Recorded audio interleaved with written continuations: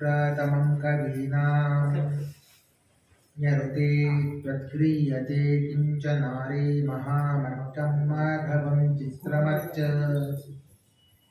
मयि स्थितो मदङ्गेषु स्वतन्त्रो व्याप्तवान् हरिः सविष्णुश्चास्वतन्त्रं मां स्वेच्छया वर्तयत्यजः स्वात्मनस्तस्य पूजा स्युः मनोवाक्कायवृत्तयः ममैता इति कर्तारम् उद्देश्यं च हरिं स्मरेत्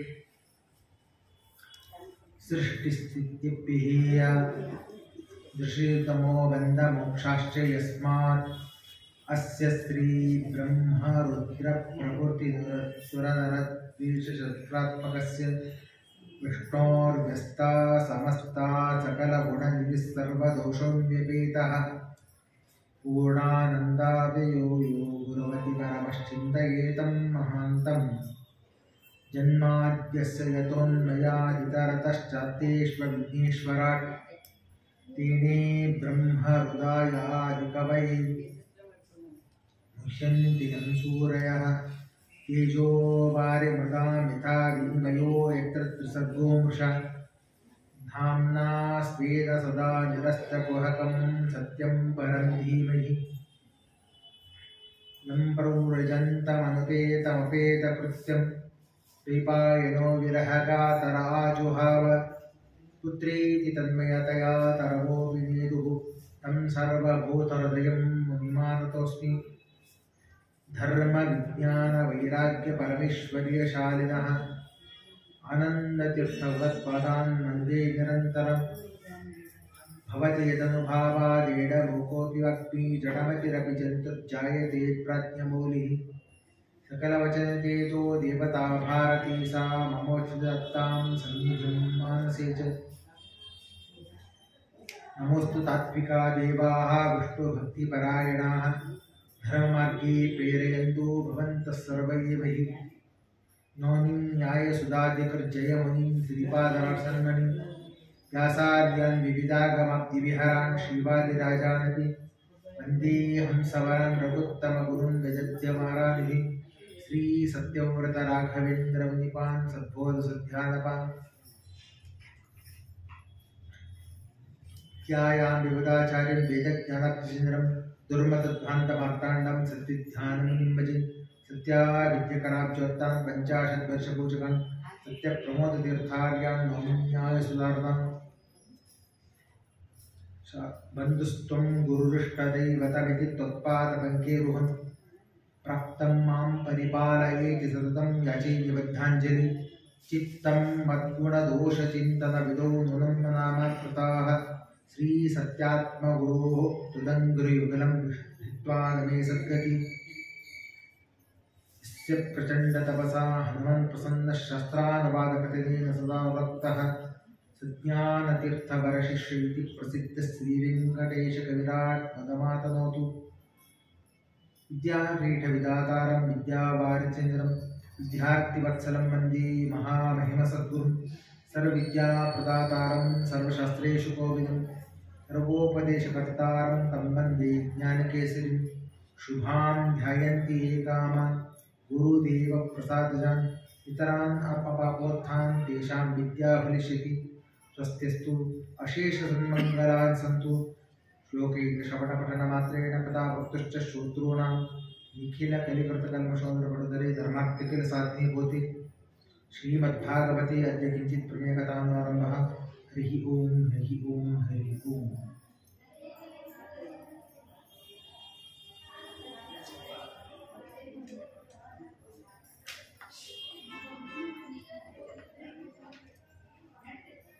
ಶ್ರೀ ಗುರುಭ್ಯೋ ನಮಃ. ಚತುರ್ಥ ಸ್ಕಂದದ ಭಾಗವತವನ್ನು ಇವತ್ತಿನ ದಿವಸ ಕೊನೆಯ ಹಂತದಲ್ಲಿ ಬಂದಿದ್ದೇವೆ. ಭಗವಂತನ ವಿಶೇಷವಾದ ಗುಣಮಹಿಮೆಗಳನ್ನು ಹೊಂದಿದ ಈ ಭಾಗವತದ ಶ್ರವಣವನ್ನು ಪ್ರತಿನಿತ್ಯವೂ ಮಾಡಬೇಕು, ಪ್ರತಿದಿನವೂ ಮಾಡಬೇಕು ಅನ್ನುವುದು ಭಾಗವತ ತಿಳಿಸುತ್ತೆ.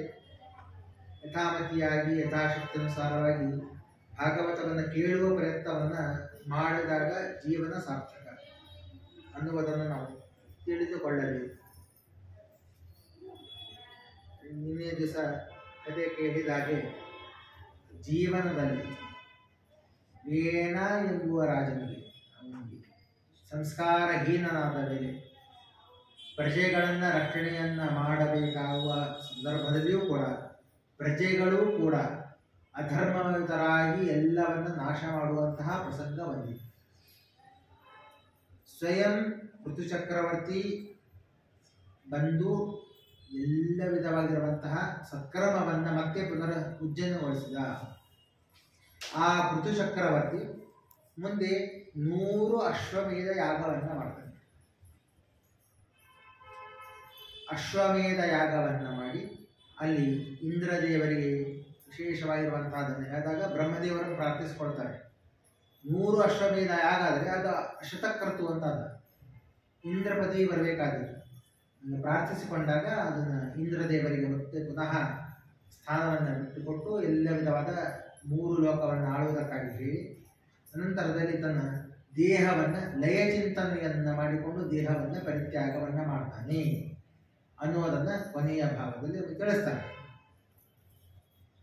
ನಮ್ಮ ದೇಹದಲ್ಲಿ ಒಟ್ಟಾರೆ ಇಂದ್ರಿಯಗಳು ತತ್ವಗಳು, ಆ ತತ್ವಗಳು ಇಂದ್ರಿಯಗಳು ತತ್ವಗಳಲ್ಲಿ ಈ ವಿಧವಾಗಿ ಲಯವನ್ನು ಹೋಗ್ತಾ ಹೋಗ್ತದೆ. ಅಲ್ಲಿ ಹೋಗ್ತಾ ಯಾವುದರಿಂದಾಗಿ ಯಾವುದು ಹುಟ್ಟಿದೆ ಅದರಲ್ಲಿ ಅದು ಲಯವನ್ನು ಹೋಗ್ತಾರೆ. ಸ್ವೋತ್ತಮರಲ್ಲಿ ತಮಗೆ ಯಾರು ಯಾರಿಂದ ಜನಿಸಿದ್ದಾರೆ ಅವರವರು ಅದರಲ್ಲಿ ಲಯವನ್ನು ಹೋಗ್ತಾ ತಮ್ಮ ದೇಹವನ್ನು ಪರಿತ್ಯಾಗವನ್ನು ಮಾಡ್ತಾರೆ. ಅದರ ಲಯ ಚಿಂತನೆಯನ್ನು ಪ್ರತಿನಿತ್ಯವೂ ರಾತ್ರಿ ಮಲಗಬೇಕಾದಾಗ ನಾವು ಮಾಡಬೇಕು ಅಂತ ನಮಗೆ ಶಾಸ್ತ್ರ ಹೇಳುತ್ತೆ. ಸೃಷ್ಟಿಯ ಚಿಂತನೆಯನ್ನು ಎದ್ದಾದ ಮೇಲೆ ಮಾಡಿ, ಮಲಗಬೇಕಾದಾಗ ಲಯ ಚಿಂತನೆಯನ್ನು ಮಾಡಿ. ಕರ್ಮವನ್ನು ಮಾಡುವುದಕ್ಕಾಗಿ ದೇಹದಲ್ಲಿ ಬರುವುದಕ್ಕಾಗಿ ಸೃಷ್ಟಿಯ ಚಿಂತನೆ, ತರುವಾಯ ಲಯ ಚಿಂತನೆಯನ್ನ ಎದ್ದಾದ ಮೇಲೆ ಪುನಃ ನಾವು ಬದುಕಿರ್ತೀವೋ ಇಲ್ಲವೋ ನಮಗೆ ಗೊತ್ತಿಲ್ಲ ಅನ್ನೋದಕ್ಕಾಗಿ ಮಲಗಬೇಕಾದಾಗ ಲಯ ಚಿಂತನೆಯನ್ನು ಮಾಡಿ ಮಲಗಿದಾಗ ರಾತ್ರಿ ಕಾಲದಲ್ಲಿ ಹೋಗಲಿ ಬಿಡಿ ನಡೀತದೆ. ದೇವರ ಧ್ಯಾನವನ್ನ ಮಾಡಿ ಕೊನೆಯದಾಗಿ ಏನ್ ಮಾತಾಡಿದ ಅನ್ನೋದೇ ನೆನ್ಪಿಟ್ಟಿರ್ತಾರೆ. ಕೊನೆಯ ಕಾಲಕ್ಕೆ ಹೇಳಿ ಹೋದ್ರು ನೋಡ್ರಿ ಅಂತೇಳಿ ಹೇಳ್ತಾರೆ. ಹಂಗೆ ನಾವು ಕೊನೆಯ ಕಾಲದಲ್ಲಿ ಮಲಗುವ ಕಾಲದಲ್ಲಿ ದೇವರ ಧ್ಯಾನವನ್ನು ಮಾಡಿ ಲಯ ಚಿಂತನೆಯನ್ನ ಮಾಡಿದ ಕಾರಣ ಕೊನೆಯ ಕಾಲದಲ್ಲಿ ಏನ್ ಮಾಡಿದ್ರೆ ಲಯ ಚಿಂತನೆಯನ್ನ ಮಾಡಿದ್ವಿ. ಆ ಲಯ ಚಿಂತನೆಯನ್ನ ಮಾಡೋದ್ರಿಂದಾಗಿ ನಮ್ಮ ಇಂದ್ರಿಯಾಭಿಮಾನಿ ದೇವತೆಗಳು ಅಲ್ಲಿದ್ದಂಥದ್ರಿಂದಾಗಿ ದೇವರವರೆಗೆ ನಮ್ಮನ್ನು ಕರೆದುಕೊಂಡು ಹೋಗುವ ಕೆಲಸವನ್ನ ಮಾಡುತ್ತೆ. ಅದನ್ನ ಆ ವಿಧವಾಗಿ ಋತುಚಕ್ರವರ್ತಿ ಅದನ್ನು ಮಾಡಿ ತನ್ನ ದೇಹವನ್ನು ಪರಿತ್ಯಾಗವನ್ನು ಮಾಡಿದ ಅನ್ನೋದನ್ನು ಹೇಳ್ತಾರೆ. ಅನಂತರದಲ್ಲಿ ಮುಂದೆ ಅದೇ ವಂಶದಲ್ಲಿ ಮುಂದೆ ಭರೀಷ್ಮದ ಅಂತ ಅವನಿಗೆ ಕರೀತಾರೆ. ಆದ ಕಾರಣ ಅವನು ಅಲ್ಲಿ ಹುಟ್ಟಿ ಬರ್ತಾನೆ ಅದೇ ಯುಗದಲ್ಲಿ. ಅವನು ಹುಟ್ಟಿ ಬಂದಾಗ ವಿಶಿಷ್ಟವಾಗಿರುವಂತಹ ಶಕ್ತಿ ಉಳ್ಳವನು. ಅವನನ್ನ ವಿಶಿಷ್ಟವನ್ನು ಹೇಳ್ತಾರೆ. ಆ ಭರೀಷ್ಮದ ಹುಟ್ಟಿ ಬಂತಾದ ಮೇಲೆ ಭಗವಂತನ ವಿಶಿಷ್ಟವಾದ ಭಕ್ತಿ ಉಳ್ಳವನು. ಯೂಯಂ ಭರೀಷ್ಮದ ಪುತ್ರ. ಭರೀಷ್ಮದ ಹುಟ್ಟಿ ಬರ್ತಾನೆ. ಭರೀಷ್ಮದ ಹುಟ್ಟಿ ಬಂದ ಮೇಲೆ ಅನೇಕ ದಿವಸಗಳ ಕಾಲ ಅವನು ಯೋಗ್ಯವಾದ ರೀತಿಯಲ್ಲಿ ರಾಜ್ಯವನ್ನು ಆಳ್ತಾನೆ. ಅವನ ಆಳುವಂತಹ ರಾಜ್ಯವನ್ನು ಆಳುವಂತಹದ್ದೇನಪ್ಪ ಅಂದರೆ ಅವನಿಗೆ ಇರುವಂತಹ ಶಕ್ತಿಯಿಂದಾಗಿ ಎಲ್ಲ ಅಸುರರನ್ನು ಸಂಹಾರ ಮಾಡ್ತಾನೆ. ಸಂಹಾರ ಮಾಡುವುದಷ್ಟೇ ಅಲ್ಲ, ಎಲ್ಲ ಕಡೆಗಳು ಕೂಡ ಕೇವಲ ಸತ್ಕರ್ಮಗಳೇ ಹೆಚ್ಚಾಗುವುದು.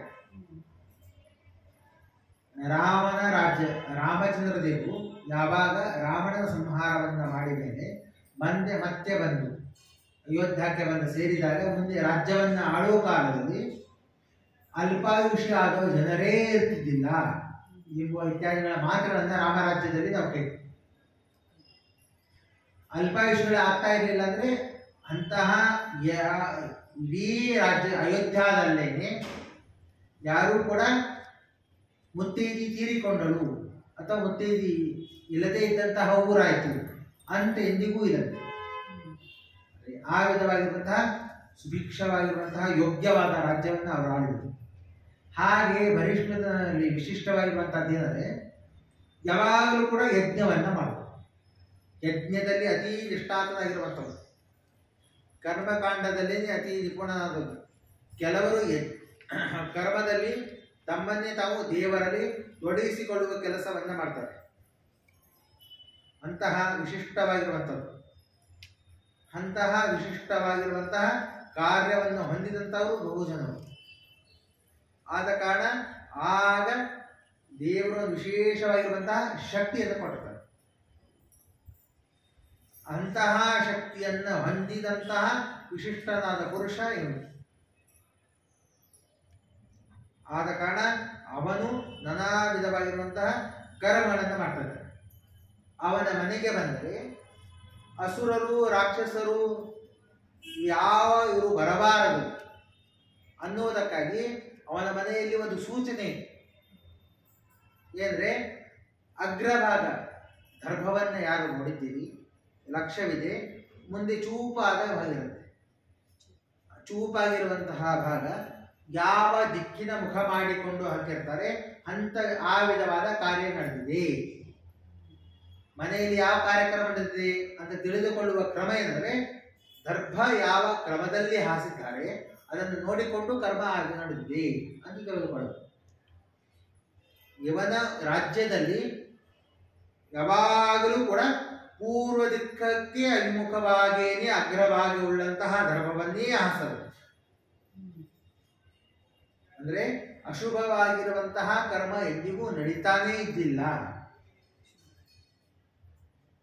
ದಕ್ಷಿಣ ದಿಕ್ಕಿಗೆ ಹಾಸಿದರೆ ಅದು ಪಿತೃಕಾರ್ಯಾದಿಗಳನ್ನು ಮಾಡುವ ಸಂದರ್ಭದಲ್ಲಿ ಹಾಕ್ತಾರೆ.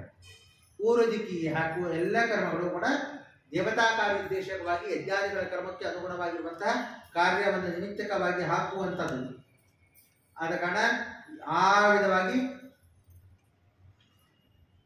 ಭರೀಷ್ಮದ ಎಂಬುವ ಹೆಸರುಳ್ಳಂತಹ ಇವನ ಈ ವಿಧವಾದ ಕೃತ್ಯಗಳನ್ನು ನೋಡಿ ಇವನಿಗೆ ಹೆಸರು ಬದಲಾವಣೆ ಆಯಿತು. ಇವನನ್ನ ಹೆಸರನ್ನ ಬದಲಾಯಿಸಿಬಿಟ್ಟು ಏನಂತ ಪ್ರಾಚೀನ ಬರ್ಹಿ. ಪ್ರಾಕ್ ಅಂದ್ರೆ ಪೂರ್ವ ದಿಕ್ಕು. ಇವನು ಯಾವಾಗಲೂ ಕೂಡ ಪೂರ್ವ ದಿಕ್ಕಿನಲ್ಲಿ ಗರ್ಭವನ್ನೇ ಹಾಸ್ತಾನೆ ಅನ್ನೋದಕ್ಕಾಗಿ ಇವನಿಗೆ ಪ್ರಾಚೀನ ಬರ್ಹಿ ಎಂಬುದಾಗಿ ಹೆಸರು ಬದಲಾವಣೆ. ಆ ವಿಧವಾದ ವಿಶಿಷ್ಟವಾಗಿರುವಂತಹ ಶಕ್ತಿ ಉಳ್ಳದು. ದಶಸಹಸ್ರ ವರ್ಷಾಣಿ ತಪಸಾ ಅರ್ಚಿತಂ ತಪಸ್ವಿನಃ ಯದುಕ್ತಂ ಪೃಥ್ವೀ ಇಷ್ಟೇನ ಗಿರಿಶೇನ ಪ್ರಸೀತತಃ ತಧ್ಯಾಯಂತೋ ಜಯಂತಾಶ್ಚ ಪೂಜಿತಂಚ ಯತ ಸಂಸ್ಥಿತಃ. ನಿತ್ಯದಲ್ಲಿ ತಾನು ಎಡಬಿಡದೇನೆ ಧ್ಯಾನವನ್ನ ಮಾಡು. ಕೇವಲ ಯಜ್ಞವನ್ನು ಮಾಡ್ತಾ ಕೊಡುವುದಲ್ಲ, ಧ್ಯಾನವನ್ನ ಮಾಡು. ಜಪಂತಶ್ಚ ಜಪವನ್ನ ಮಾಡು. ಅದು ಬಿಟ್ರೆ ಪೂಜೆಯನ್ನು ಮಾಡು. ಅವನು ಮಾಡುವಂತಹ ಕರ್ತವ್ಯಗಳೇನಪ್ಪ? ದೇವರು ಪ್ರೀತನಾಗಬೇಕು ಅನ್ನೋದಕ್ಕಾಗಿ ಯಜ್ಞಾದಿಗಳನ್ನು ಮಾಡಬೇಕು. ಅದು ಬಿಟ್ಟರೆ ಧ್ಯಾನವನ್ನು ಮಾಡಬೇಕು. ಅದು ಬಿಟ್ಟರೆ ಜಪವನ್ನು ಮಾಡು. ಜಪವನ್ನು ಬಿಟ್ಟರೆ ಪೂಜೆಯನ್ನು ಮಾಡು. ಮಾಡುವ ತನ್ನ ಕರ್ಮವನ್ನು ಒಂದು ವಿಶಿಷ್ಟವಾದ ರೀತಿಯಲ್ಲಿ ತಿಳಿಸ್ತಾರೆ. ಪ್ರಚೇತಸ ಅಲ್ಲಿ ವಿದುರರು ಬಂದು ಪ್ರಶ್ನೆಯನ್ನು ಕೇಳ್ತಾರೆ. ಇಂತಹ ವಿಶಿಷ್ಟನಾಗಿರುವಂತಹ ಪುರುಷ ಸಂಗಮ ಕಲು ವಿಪ್ರಾಯಣ ಶಿವೇನ ಚ ಹರೇಣ ದುರ್ಬಲೋ ಮನಮೋಧ್ಯಾಯತ್ ಮಂಗಸ್ತ ಯಮಭಾಷಿತ. ಆ ವಿಧವಾಗಿರುವಂತಹ ವಿಶಿಷ್ಟವಾಗಿರುವಂತಹ ಇವನನ್ನ ಅಲ್ಲಿ ಅವನಿಗೆ ಮುಂದೆ ಅವನನ್ನ ಮದುವೆ ಆಗತ್ತೆ. ಮದುವೆಯಾದಂತಹದ್ದು ಸಮುದ್ರದ ಮಗಳಾಗಿರುವಂತಹ ಮದುವೆ ಆದ ಮೇಲೆ ಅವನಿಗೆ ವಿಶಿಷ್ಟವಾಗಿರುವಂತಹ ಶಕ್ತಿ. ಆಕೆ ಎಷ್ಟು ಸುಂದರಳಾಗಿದ್ದರಂದ್ರೆ ಮಡದಿ ಆದವು ದೇವಾದಿ ದೇವತೆಗಳು ಅಪೇಕ್ಷೆಯನ್ನು ಪಡೆದರು ನೋಡಿದರೆ. ಅಗ್ನಿಯ ಇವನ ಯಜ್ಞ ಕಾರ್ಯವನ್ನ ಮುಗಿದಾದ ಮೇಲೆ ಅಗ್ನಿಯ ಜೊತೆಗೆ ಗಂಡನನ್ನು ಕುರಿತು ಅಗ್ನಿಯ ಪ್ರದಕ್ಷಿಣೆ ಹಾಕಿದ್ರೆ ಈಕೆಯಲ್ಲೆಲ್ಲಿ ತಿರುಗ್ತಾರ ಹಾಗೆ ಅಗ್ನಿ ತಿರ್ತಿತ್ತಂತೆ. ಅಂದ್ರೆ ಈಕೆ ಅನ್ನ ನೋಡುವುದಕ್ಕಾಗಿ ಅಗ್ನಿ ತಿರ್ತಿಲ್ಲ. ಅಂದ್ರೆ ದೇವಾದಿ ದೇವತೆಗಳ ಅಪೇಕ್ಷೆ ಇದೆ. ಇದು ನಾವು ಅನೇಕ ಕಥೆಗಳಲ್ಲಿ ಆ ವಿಧವಾದ ಸುಂದರ ಸ್ತ್ರೀಯರ ವಿಷಯವಾಗಿ ನಾವು ಕೇಳ್ತೀವಿ, ಅಪೇಕ್ಷೆಯನ್ನು ನೋಡ್ತೀವಿ. ಹಂಗೆ ಆದ ಕಾರಣ ನಲ ಮಹಾರಾಜನ ಕಥೆಯಲ್ಲೂ ಕಥೆ ದಮಯಂತಿ ಕಥೆಯಲ್ಲಿ ಕೇಳಬೇಕಾದಾಗ ಮುಂದೆ ವರವನ್ನು ಕೊಟ್ಟು ಅನ್ನೋ ಕಥೆಯನ್ನು ದೇವತೆಗಳ ವಿಷಯಕ್ಕಾಗಿಯೂ ಕೂಡ ನಾವು ಅದನ್ನು ಕೇಳ್ತೀವಿ. ಹಾಗೆ ಉತ್ತಮರಾದ ಸ್ತ್ರೀಯರು ಕನ್ನಿಕೆಯರು ಜನ ಭೂಮಿಯ ಮೇಲೆ ಹುಟ್ಟಿ ಬಂದವರು. ಆದ ಕಾರಣ ಇವನನ್ನು ವಿಶೇಷವಾಗಿ ಅವನ ಸಂಘ ಸಂಬಂಧ ಯಾರ ಜೊತೆಗೆ ಹೆಚ್ಚಿತ್ತಪ್ಪ ಅಂದ್ರೆ ವಿಪ್ರೇಶ್ರೀ ಬ್ರಾಹ್ಮಣರ ಜೊತೆಗೆ ಸದಾಕಾಲ ಇರ್ತದೆ. ಯಾಕಂದ್ರೆ ಚರ್ಚೆಯನ್ನ ಮಾಡಬೇಕು, ದೇಹವನ್ನು ಶುದ್ಧಿಯನ್ನ ಮಾಡಬೇಕು, ತತ್ವಜ್ಞಾನವನ್ನು ತಿಳಿಯಬೇಕು, ದೇವರ ವಿಷಯವಾದ ಗುಣಮಹಿಮೆಗಳನ್ನು ತಿಳಿಯಬೇಕು. ಅದೇ ವಿಧವಾಗಿ ಪ್ರಶ್ನೆಗಳು ಬಂದಾಗ ಪ್ರಶ್ನೆಗಳನ್ನು ಕೇಳಿ ತಾವು ಶಮನವನ್ನು ಮಾಡಿಕೊಳ್ಳಬೇಕು. ಈ ವಿಧವಾಗಿರುವಂತಹ ವಿಶಿಷ್ಟವಾಗಿರುವಂಥದ್ದು. ಇದರಲ್ಲಿ ಕಥೆಯನ್ನ ಸ್ವಲ್ಪ ವ್ಯತ್ಯಾಸ ಮಹಾಭಾರತದಲ್ಲಿ ಬರ್ತದೆ, ಬ್ರಹ್ಮವಿವರ್ತ ಪುರಾಣದಲ್ಲಿ ಸ್ವಲ್ಪ ವ್ಯತ್ಯಾಸ ಬರುತ್ತೆ, ಮಹಾಭಾರತದಲ್ಲಿ ವ್ಯತ್ಯಾಸ ಬರುತ್ತೆ, ಮತ್ತು ಇದರಲ್ಲಿ ಹೇಳಬೇಕಾದರೂ ವ್ಯತ್ಯಾಸ ಬರುತ್ತೆ. ಇದಕ್ಕೆ ನಿರ್ಣಯವನ್ನು ಶ್ರೀಮದಾಚಾರ್ಯರು ಬಹು ವಿಸ್ತಾರವಾಗಿ ಅದಕ್ಕೆ ನಿರ್ಣಯಾದಿಗಳನ್ನು ನಮಗೆ ಕೊಟ್ಟು ನಮಗೆ ತಿಳಿಸಿಕೊಡ್ತಾರೆ ವಿಶೇಷವಾಗಿರುವಂಥದ್ದು. ಆದ ಕಾರಣ ಇದನ್ನ ವಿಶೇಷವಾಗಿ ನಾವು ತಿಳಿದುಕೊಳ್ಳಬೇಕಾಗಿರುವಂತಹದ್ದಂದರೆ ಮುಂದೆ ಅವರಲ್ಲಿ ಹುಟ್ಟಿ ಬರುವ ಇಷ್ಟು ಶುದ್ಧನಾಗಿ ಕಾರಣಕ್ಕಾಗಿ ಅವನಲ್ಲಿ ಪ್ರಚೇತಸರು ಹುಟ್ಟಿ ಬರ್ತಾರೆ. 10 ಮಂದಿ ಹುಟ್ಟಿ ಬರ್ತಾರೆ. ಅವರು ಹುಟ್ಟಿ ಬಂದ ಮೇಲೆ ಅವರಿಗೆ ವಿಶೇಷವಾಗಿರುವಂತಹ ಆದ್ಯತೆಯನ್ನು ಕೊಡ್ತಾರೆ. ಕೊಟ್ಟು ಮಕ್ಕಳಿಗೆ ಆಜ್ಞೆಯನ್ನು ಮಾಡ್ತಾನೆ, ನೀವು ಎಲ್ಲರೂ ಕೂಡ ತಪಸ್ಸಿಗೆ ಹೋಗಿ ಸಂತತಿ ಬೆಳೆಸುವ ಕೆಲಸವನ್ನ ಮಾಡಿ ಅನ್ನೋದನ್ನ ಅವರಿಗೆ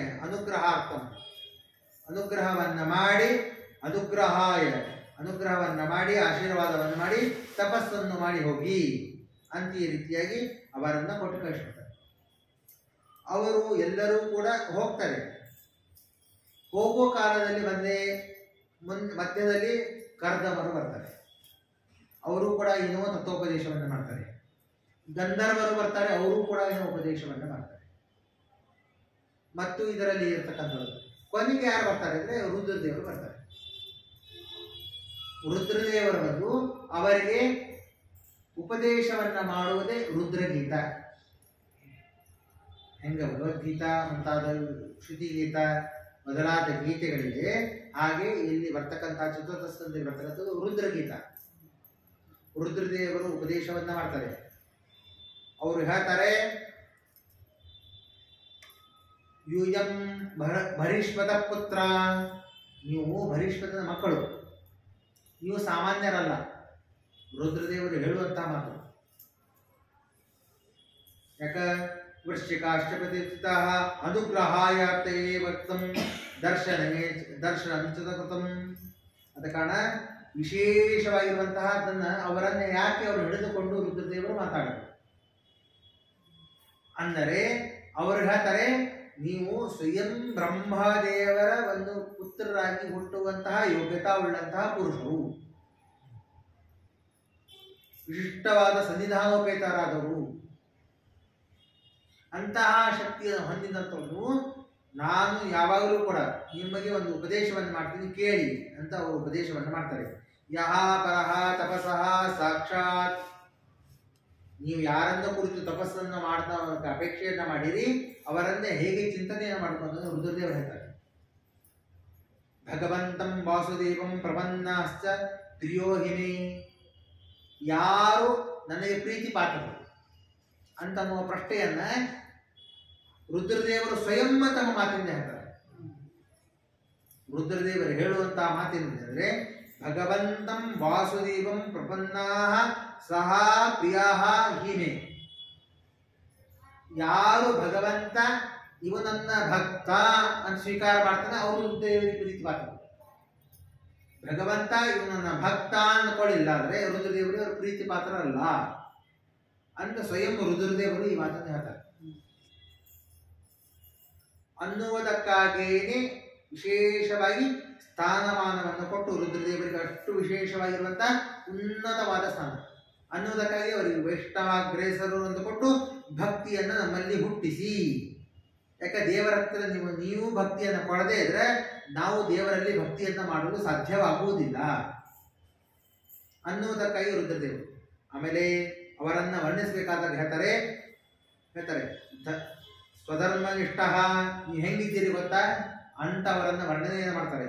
ನೀವು ಧರ್ಮದಲ್ಲಿ ಆಸಕ್ತ ಉಳ್ಳಂತವು. ಶತಜನ್ಮನಿ ಪುಮಾನ್ ವಿರಿಂಚನೆ ತತಃ ಕಿಮಾಂ ಅವ್ಯಕ್ತಂ ಭಗವತೋ ಯೇಷಾಂ ವೈಷ್ಣವಂ ಪದಂ. ವಿಶೇಷವಾಗಿರುವಂತಹ ಒಂದು ವಿಶಿಷ್ಟವಾಗಿರುವಂತಹ ತತ್ವವನ್ನು ಇಲ್ಲಿ ನಮಗೆ ತಿಳಿಸಿಕೊಡ್ತೀವಿ. ಭಗವಂತ ತಿಳಿದುಕೊಳ್ಳಬೇಕಾಗಿರುವಂತಹ ಅದ್ಭುತವಾಗಿರುವಂತಹ ಒಂದು ವಿಷಯವನ್ನು ತಿಳಿಸ್ತೀವಿ. ಅನೇಕ ಜನರಿಗೆ ಗೊತ್ತಿರುತ್ತದೆ, ಗೊತ್ತಿಲ್ಲದಿರುತ್ತದೆ. ಅದರಲ್ಲಿ ಭಾಗವತ ಹೇಳಿಕೊಡುವಂತಹ ವಿಷಯವನ್ನು ಹೇಳಬೇಕಾದರೆ, ಈಗೇನು ಬ್ರಹ್ಮದೇವರು ಬ್ರಹ್ಮ ಪದವಿಗೆ ಬರಬೇಕು ಅಂತಾಗಿದ್ದರೆ ಆ ಬ್ರಹ್ಮದೇವರಿಗೆ ಅಪರೋಕ್ಷ ಜ್ಞಾನ ಆದದ್ದು ಯಾವಾಗ? ಅವರಿಗೆ ಯೋಗ್ಯತಾ ಬ್ರಹ್ಮ ಪದವಿಗೆ ಬರುವುದಕ್ಕಾಗಿ ಅವರಿಗೆ ವಿಶಿಷ್ಟವಾಗಿರುವಂತಹ ದೇವತಾ ಪದವಿ ಬಂದಿದ್ದು ಯಾವಾಗ ಅನ್ನುವುದನ್ನು ಭಾಗವತ ತಿಳಿಸಿಕೊಡುತ್ತೆ. ಹೇಳ್ತದೆ, ಶತಜನ್ಮದಿ ಪುಮಾನ್, 100 ಜನ್ಮಗಳ ಹಿಂದೆ ಈಗಿದ್ದ ಬ್ರಹ್ಮದೇವರಿಗೆ ದೇವತಾ ಪದವಿ ಬಂದು ಅಪರೋಕ್ಷ ಜ್ಞಾನ ಬಂದಿದೆ. ಅಂದ್ರೆ ಈಗಿದ್ದ ಬ್ರಹ್ಮದೇವರು ಎಷ್ಟು ಜನ್ಮಗಳಾಯ್ತು ಸಾಧನೆಯನ್ನ ಮಾಡಿಸ್ತಾ ಇದ್ದಾರೆ. ತಾವು ಸಾಧನೆಯನ್ನ ಮಾಡಿಕೊಳ್ಳುವುದು ಎಷ್ಟು ಜನ್ಮದಿಂದ ಮಾಡ್ತಾ ಇದ್ದಾರೆ? ಬ್ರಹ್ಮದೇವರಿಗೆ, ಈಗಿದ್ದ ಬ್ರಹ್ಮದೇವರಿಗೆ ದೇಹ ಪರಿತ್ಯಾಗವನ್ನ ಮಾಡಿ ಮೋಕ್ಷ ಹೊಂದುವುದಕ್ಕಾಗಿ ಅವರ ಪ್ರಾರಬ್ಧ ಕರ್ಮ ಎಷ್ಟಪ್ಪ ಅಂದರೆ 100 ಬ್ರಹ್ಮದೇವರು ಕಳೆದವರು. 100 ಮನುಷ್ಯ ಜನ್ಮ ಅಲ್ಲ, 100 ದೇವತಾ ಜನ್ಮವಲ್ಲ. ವ್ಯತ್ಯಾಸವಿದೆ. ಇದನ್ನು ನಾವು ಸ್ಪಷ್ಟವಾಗಿ ತಿಳಿಯಬೇಕು. ಬ್ರಹ್ಮದೇವರ 100 ಜನ್ಮ ಅವರು ಮಾಡಿಕೊಳ್ಳುವಂತಹ ಸಾಧನೆ ಆಗ್ತಿದೆ. ಸಾಮಾನ್ಯವಾಗಿರುವಂತಹ ಒಂದು ಸಣ್ಣದಾಗಿರುವಂತಹ ಪ್ರತಿ ವರ್ಷ ಕೇಳುವಂತಹ ಒಂದು ಲೆಕ್ಕವನ್ನು ನಾವು ತಿಳಿಸುವ ಪ್ರಯತ್ನವನ್ನು ಮಾಡುತ್ತೀವಿ. ಸಂದರ್ಭದಲ್ಲಿ 4 ಯುಗಗಳು ಸೇರಿದರೆ ಒಟ್ಟಾರೆ ಸಾಮಾನ್ಯವಾಗಿರುವಂತಹ ಲಕ್ಷ ಅಂದರೆ 42 ಲಕ್ಷ ವರ್ಷಗಳ ಕಾಲ ಮೀರಿ ಹೋಗುವಂತಹ ಕಾಲ ಅಂದರೆ 4 ಯುಗಗಳು ಸೇರಿದರೆ ಕೃತ, ತ್ರೇತ, ದ್ವಾಪರ, ಕಲಿ 4 ಯುಗಗಳು ಸೇರಿದರೆ ಒಟ್ಟಾರೆ ಮನುಷ್ಯ ಜನ್ಮದ ಲೆಕ್ಕಾನುಸಾರವಾಗಿ 42 ಲಕ್ಷಕ್ಕಿಂತಲೂ 42,000 ಅದಕ್ಕಿಂತಲೂ ಹೆಚ್ಚಾಗಿರುವಂತಹ ಕಾಲುಗಳು ಕಳೆದು ಹೋಗುತ್ತೆ. ದಿವಸಗಳಲ್ಲ, ವರ್ಷಗಳ ಕಾಲ, ವರ್ಷಗಳ ಕಾಲಿನ ಕಾಲ. ಆದ ಕಾಲ ಕಳೆದು ಹೋದ ಮೇಲೆ ಇದಕ್ಕೆ ಒಂದು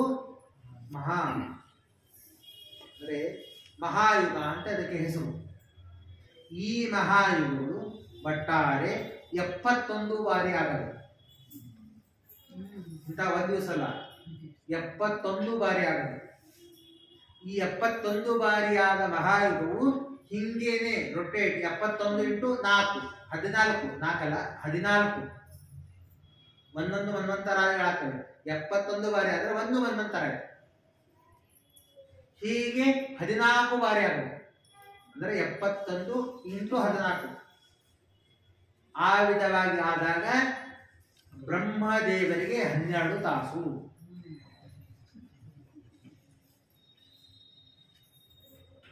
ಒಂದು ಕಲ್ಪ ಕರೀತಾರೆ. ಒಂದು ಬ್ರಹ್ಮದೇವರಿಗೆ 12 ತಾಸು. ದಿನಕಲ್ಪ, ರಾತ್ರಿ ಕಲ್ಪ ಅಂತ ಬೇರೆ. ಅಂದರೆ ಹೇಳುವ ಉದ್ದೇಶ, ಇಂತಹ ಬ್ರಹ್ಮದೇವರು ಈ ವಿಧವಾಗಿ ಬ್ರಹ್ಮದೇವರು 100 ವರ್ಷ ಒಬ್ಬರಿಗಾಗಬೇಕು. ಈ 100 ವರ್ಷ ಒಬ್ಬರಿಗಾದವರು ಅಂತದ್ದು 100 ಜನ್ಮ ಹೋಗ್ಬೇಕು ಬ್ರಹ್ಮದೇವರು. ಅಂದ್ರೆ ಎಷ್ಟು ಜನ್ಮಗಳ ಹಿಂದೆ ಬ್ರಹ್ಮದೇವರಿಗೆ ಅಪರೋಕ್ಷ ಜ್ಞಾನವಾಗಿದೆ. ಎಷ್ಟು ವರ್ಷದಿಂದಾಗಿ ಅವರು ಸಾಧನೆಯನ್ನ ಮಾಡಬೇಕು ಅಂತ ಸಾಧನೆಯನ್ನ ಮಾಡ್ತಾನೆ ಇದ್ದಾರೆ. ಅಪರೋಕ್ಷ ಜ್ಞಾನ ಆಗ್ಬಿಟ್ಟಿದ್ದಾರೆ. ಪ್ರಾರಬ್ಧ ಕರ್ಮ ಎಷ್ಟು ಇದ್ದ ಕಾರಣ ಇನ್ನೂ ಅವರಿಗೆ ಮೋಕ್ಷ ಸಿಕ್ಕಿಲ್ಲ. ಅಂದರೆ ಅವರ ಸಾಧನೆಯನ್ನ ಯಾಕೆ ಬ್ರಹ್ಮದೇವರ ಅತ್ಯುತ್ತಮ ಸ್ಥಾನದಲ್ಲಿ ನಾವು ಕಾಣ್ತೀವಿ, ಅವರ ಸಾಧನೆ ಎಷ್ಟಿದೆ ನೋಡಿದಾಗ ನಮ್ಗೆ ಗೊತ್ತಾಗತ್ತೆ. ನಾವಿರುವಂತಹ 100 ವರ್ಷಗಳ ಕಾಲ ಅಲ್ಲ, ಬ್ರಹ್ಮದೇವರ ಕಾಲಮಾನವನ್ನು ನೋಡಿದಾಗ ಇದನ್ನ ಒಂದೇ ಒಂದು ಸಂದರ್ಭದಲ್ಲಿ ಹೇಳ್ತಾರೆ. ಸ್ವಧರ್ಮನಿಷ್ಠಿತ ಶತಜನ್ಮನಿ ಪುಮಾನ್ ವಿರಿಂಚಂ. ಬ್ರಹ್ಮದೇವರ ಮುಂಚೆಯಿಂದ ಅವರು ಅಲ್ಲಿವರೆಗೆ ಇರುವಂತದ್ದು ತತಃಪರಂ ಹಿ ಮಾಂ. ಆರೇನು ಬ್ರಹ್ಮದೇವರ ಸ್ಥಾನವನ್ನು ಪಡೆಯುವುದಕ್ಕಾಗಿ ಅಷ್ಟು ಸಾಧನೆಯನ್ನು ಮಾಡ್ತಲ್ಲ, ಅದಕ್ಕಿಂತಲೂ ಮಿಗಿಲಾದವರು ನನಗೆ ವಿಷ್ಣು ಭಕ್ತರು. ಬ್ರಹ್ಮದೇವರ ಸ್ಥಾನವನ್ನು ಹೇಳುವುದಲ್ಲ, ವಿಷ್ಣು ಭಕ್ತರಾದವರ ಸ್ಥಾನವನ್ನು ಹೇಳ್ತೀವಿ. ಅಂತಹ ಬ್ರಹ್ಮದೇವರು 100 ಜನ್ಮಗಳನ್ನು ಸಾಧನೆಯನ್ನು ಮಾಡಿದವರು ಒಂದೇ ಕಡೆಗೆ, ಒಬ್ಬ ವಿಷ್ಣು ಭಕ್ತನಾದವ ಒಂದು ಕಡೆ. ವಿಷ್ಣು ಭಕ್ತನಿಗೆ ಎಷ್ಟು ಪ್ರಾಶಸ್ತ್ಯವಿದೆ. ಇದನ್ನೇ ಮಾತು ಶ್ರೀಮದಾಚಾರ್ಯರು ತಾತ್ಪರ್ಯ ನಿರ್ಣಯದಲ್ಲಿ ಹೇಳ್ತಾರೆ. ನೀನು ಒಂದು ವೇಳೆ ದೇವರನ್ನ ದ್ವೇಷ ಮಾಡುವುದು ಒಂದೇ, ವಿಷ್ಣು ಭಕ್ತನಿಗೆ ದ್ವೇಷ ಮಾಡುವುದು ಒಂದೇ. ಇನ್ನೊಂದು ಮಾತು ಹೇಳ್ತಾರೆ, ನಮಗೆ ಇರುವಂತಹದ್ದು ಕರ್ಮಗಳನ್ನ ಮಾಡಿದಾಗ ಫಲ ಸಿಗುವಂತಹದ್ದು ಸ್ಥಾನಗಳು 4. 2 ಅಶಾಶ್ವತ, 2 ಶಾಶ್ವತ. ಯಾವ 2 ಅಶಾಶ್ವತ? ಒಂದು ನರಕ ಮತ್ತು ಸ್ವರ್ಗ. ಮತ್ತೆ ಹೋದರೆ ಮತ್ತೆ ಹುಟ್ಟಿ ಬರ್ತೀವಿ. ನರಕಕ್ಕೆ ಹೋದರೆ ಮತ್ತೆ ಸಾಧನೆ ಮಾಡಿ ತಿರುಗಿ ಬರ್ತೀವಿ. ಸ್ವರ್ಗಕ್ಕೆ ಹೋದರೆ ಮತ್ತೆ ಪುಣ್ಯ ಮುಗಿತಂದ್ರೆ ಮತ್ತೆ ತಿರುಗಿ ಬರ್ತೀವಿ. ಇದೇನು ಮತ್ತೊಬ್ಬರ ಮನೆಯಲ್ಲಿದ್ದ ಹಣವನ್ನ ಕಳ್ಳತನವನ್ನ ಮಾಡಿದ್ವಿ, ಪರಸ್ತ್ರೀ ಸಂಗಮನವಾಯಿತು. ಈ ವಿಧವಾಗಿರುವಂತಹ ಪಂಚಮಹಾಪಾತಕಗಳನ್ನ ಮಾಡಿದಾಗ ಮತ್ತೆ ನರಕಕ್ಕೆ ಹೋಗಿ ತಿರುಗಿ ಬರುವಂತಹ ಸಾಧ್ಯತೆಗಳು, ಸಾಧನೆಯನ್ನ ಮಾಡುವುದಕ್ಕಾಗಿ ದೇವರು ದೇಹವನ್ನ ಕೊಡಲು ಸಾಧ್ಯವಿದೆ. ಆದರೆ ಒಂದು ವೇಳೆ ನಾವು ಇದೇ ಜನ್ಮದಲ್ಲಿ ವಿಶಿಷ್ಟವಾಗಿರುವಂತಹ ಸಾಧನೆಯನ್ನ ಮಾಡುವ ಒಬ್ಬ ವಿಷ್ಣು ಭಕ್ತನಿಗೆ ಬೈದರೆ ಅವನ ನರಕಕ್ಕೆ ಹೋಗುವುದಿಲ್ಲ. ಎಲ್ಲಿ ಹೋಗ್ತಾನೆ? ನೇರವಾಗಿ ಅನಂತ ತಪಸ್ಸಿಗೆ ಹೋಗ್ತಾನೆ. ನ ಪುನರಾಯಿತೆ. ಹೆಂಗೆ ಮೋಕ್ಷಕ್ಕೆ ಹೋದರೆ ತಿರುಗಿ ಬರುವುದಿಲ್ಲ, ಹಾಗೆ ಅನಂತ ತಪಸ್ಸಿಗೆ ಹೋದರೆ ಮತ್ತೆ ಅವನಿಗೆ ಸಾಧನ ದೇಹ ಎಂದಿಗೂ ಬರುವುದಿಲ್ಲ. ಬೈಬೇಕಾದಾಗ, ಅನ್ನಬೇಕಾದಾಗ, ತಿಳಿದುಕೊಳ್ಳಬೇಕಾದಾಗ, ಮಾಡಬೇಕಾದಾಗ, ಕರ್ಮಗಳನ್ನು ಮಾಡಬೇಕಾದಾಗ ವಿಚಾರವನ್ನ ಮಾಡಿ ಹೆಜ್ಜೆ ಹೆಜ್ಜೆಯನ್ನು ಇಟ್ಟುಕೊಂಡು ಮಾಡಿಸ್ತಾರೆ. ಪುಣ್ಯ ನಮಗೆ ದೇವರು ಎಷ್ಟು ಒಂದು ಸಣ್ಣ ಕರ್ಮ ಮಾಡಿದರೆ ಬಹು ಪುಣ್ಯವನ್ನ ಕೊಡುವಂಥದ್ದು. ಭಕ್ತಿಯಿಂದಾಗಿ ದೇವರನ್ನ ಒಂದು ಬಾರಿ ಕೃಷ್ಣ ಅಂತ ಕರೀತಾರೆ, ರಾಮ ಅಂತ ಕರೀತಾರೆ, ಸಹಸ್ರನಾಮ ತುಲ್ಯಂ ಅಂತ ರಾಮದೇವರು ಹೇಳ್ತಾರೆ. ರಾಮನಾಮ ಅಂತಹ ಕೃಷ್ಣ ಅಂತ ಕರೆದರೆ ಶ್ರೀಮದಾಚಾರ್ಯ ಹೇಳ್ತಾರೆ, ಶತಜನ್ಮಾರ್ಜಿತಂ ಪಾಪಂ ತಕ್ಷಣಾದೇವ ನಶ್ಯತಿ. ಶತಜನ್ಮ 100 ಜನ್ಮ ಮಾಡಿದ ಪಾಪ ತಕ್ಷಣದಲ್ಲಿ ಸುಟ್ಟು ಹಾಕ್ತಾರಂತೆ ಕೃಷ್ಣ ಅಂತ ಕರೆದು. 100 ಜನ್ಮ ಮಾಡಿದಷ್ಟು ಪುಣ್ಯ, 100 ಜನ್ಮ ಮಾಡುವಷ್ಟು ಪಾಪ ನಮ್ಗೆ ಒಂದೊಂದು ಶಬ್ದಗಳಿಂದ ದೇವರು ಕೊಡಬೇಕಾದಾಗ,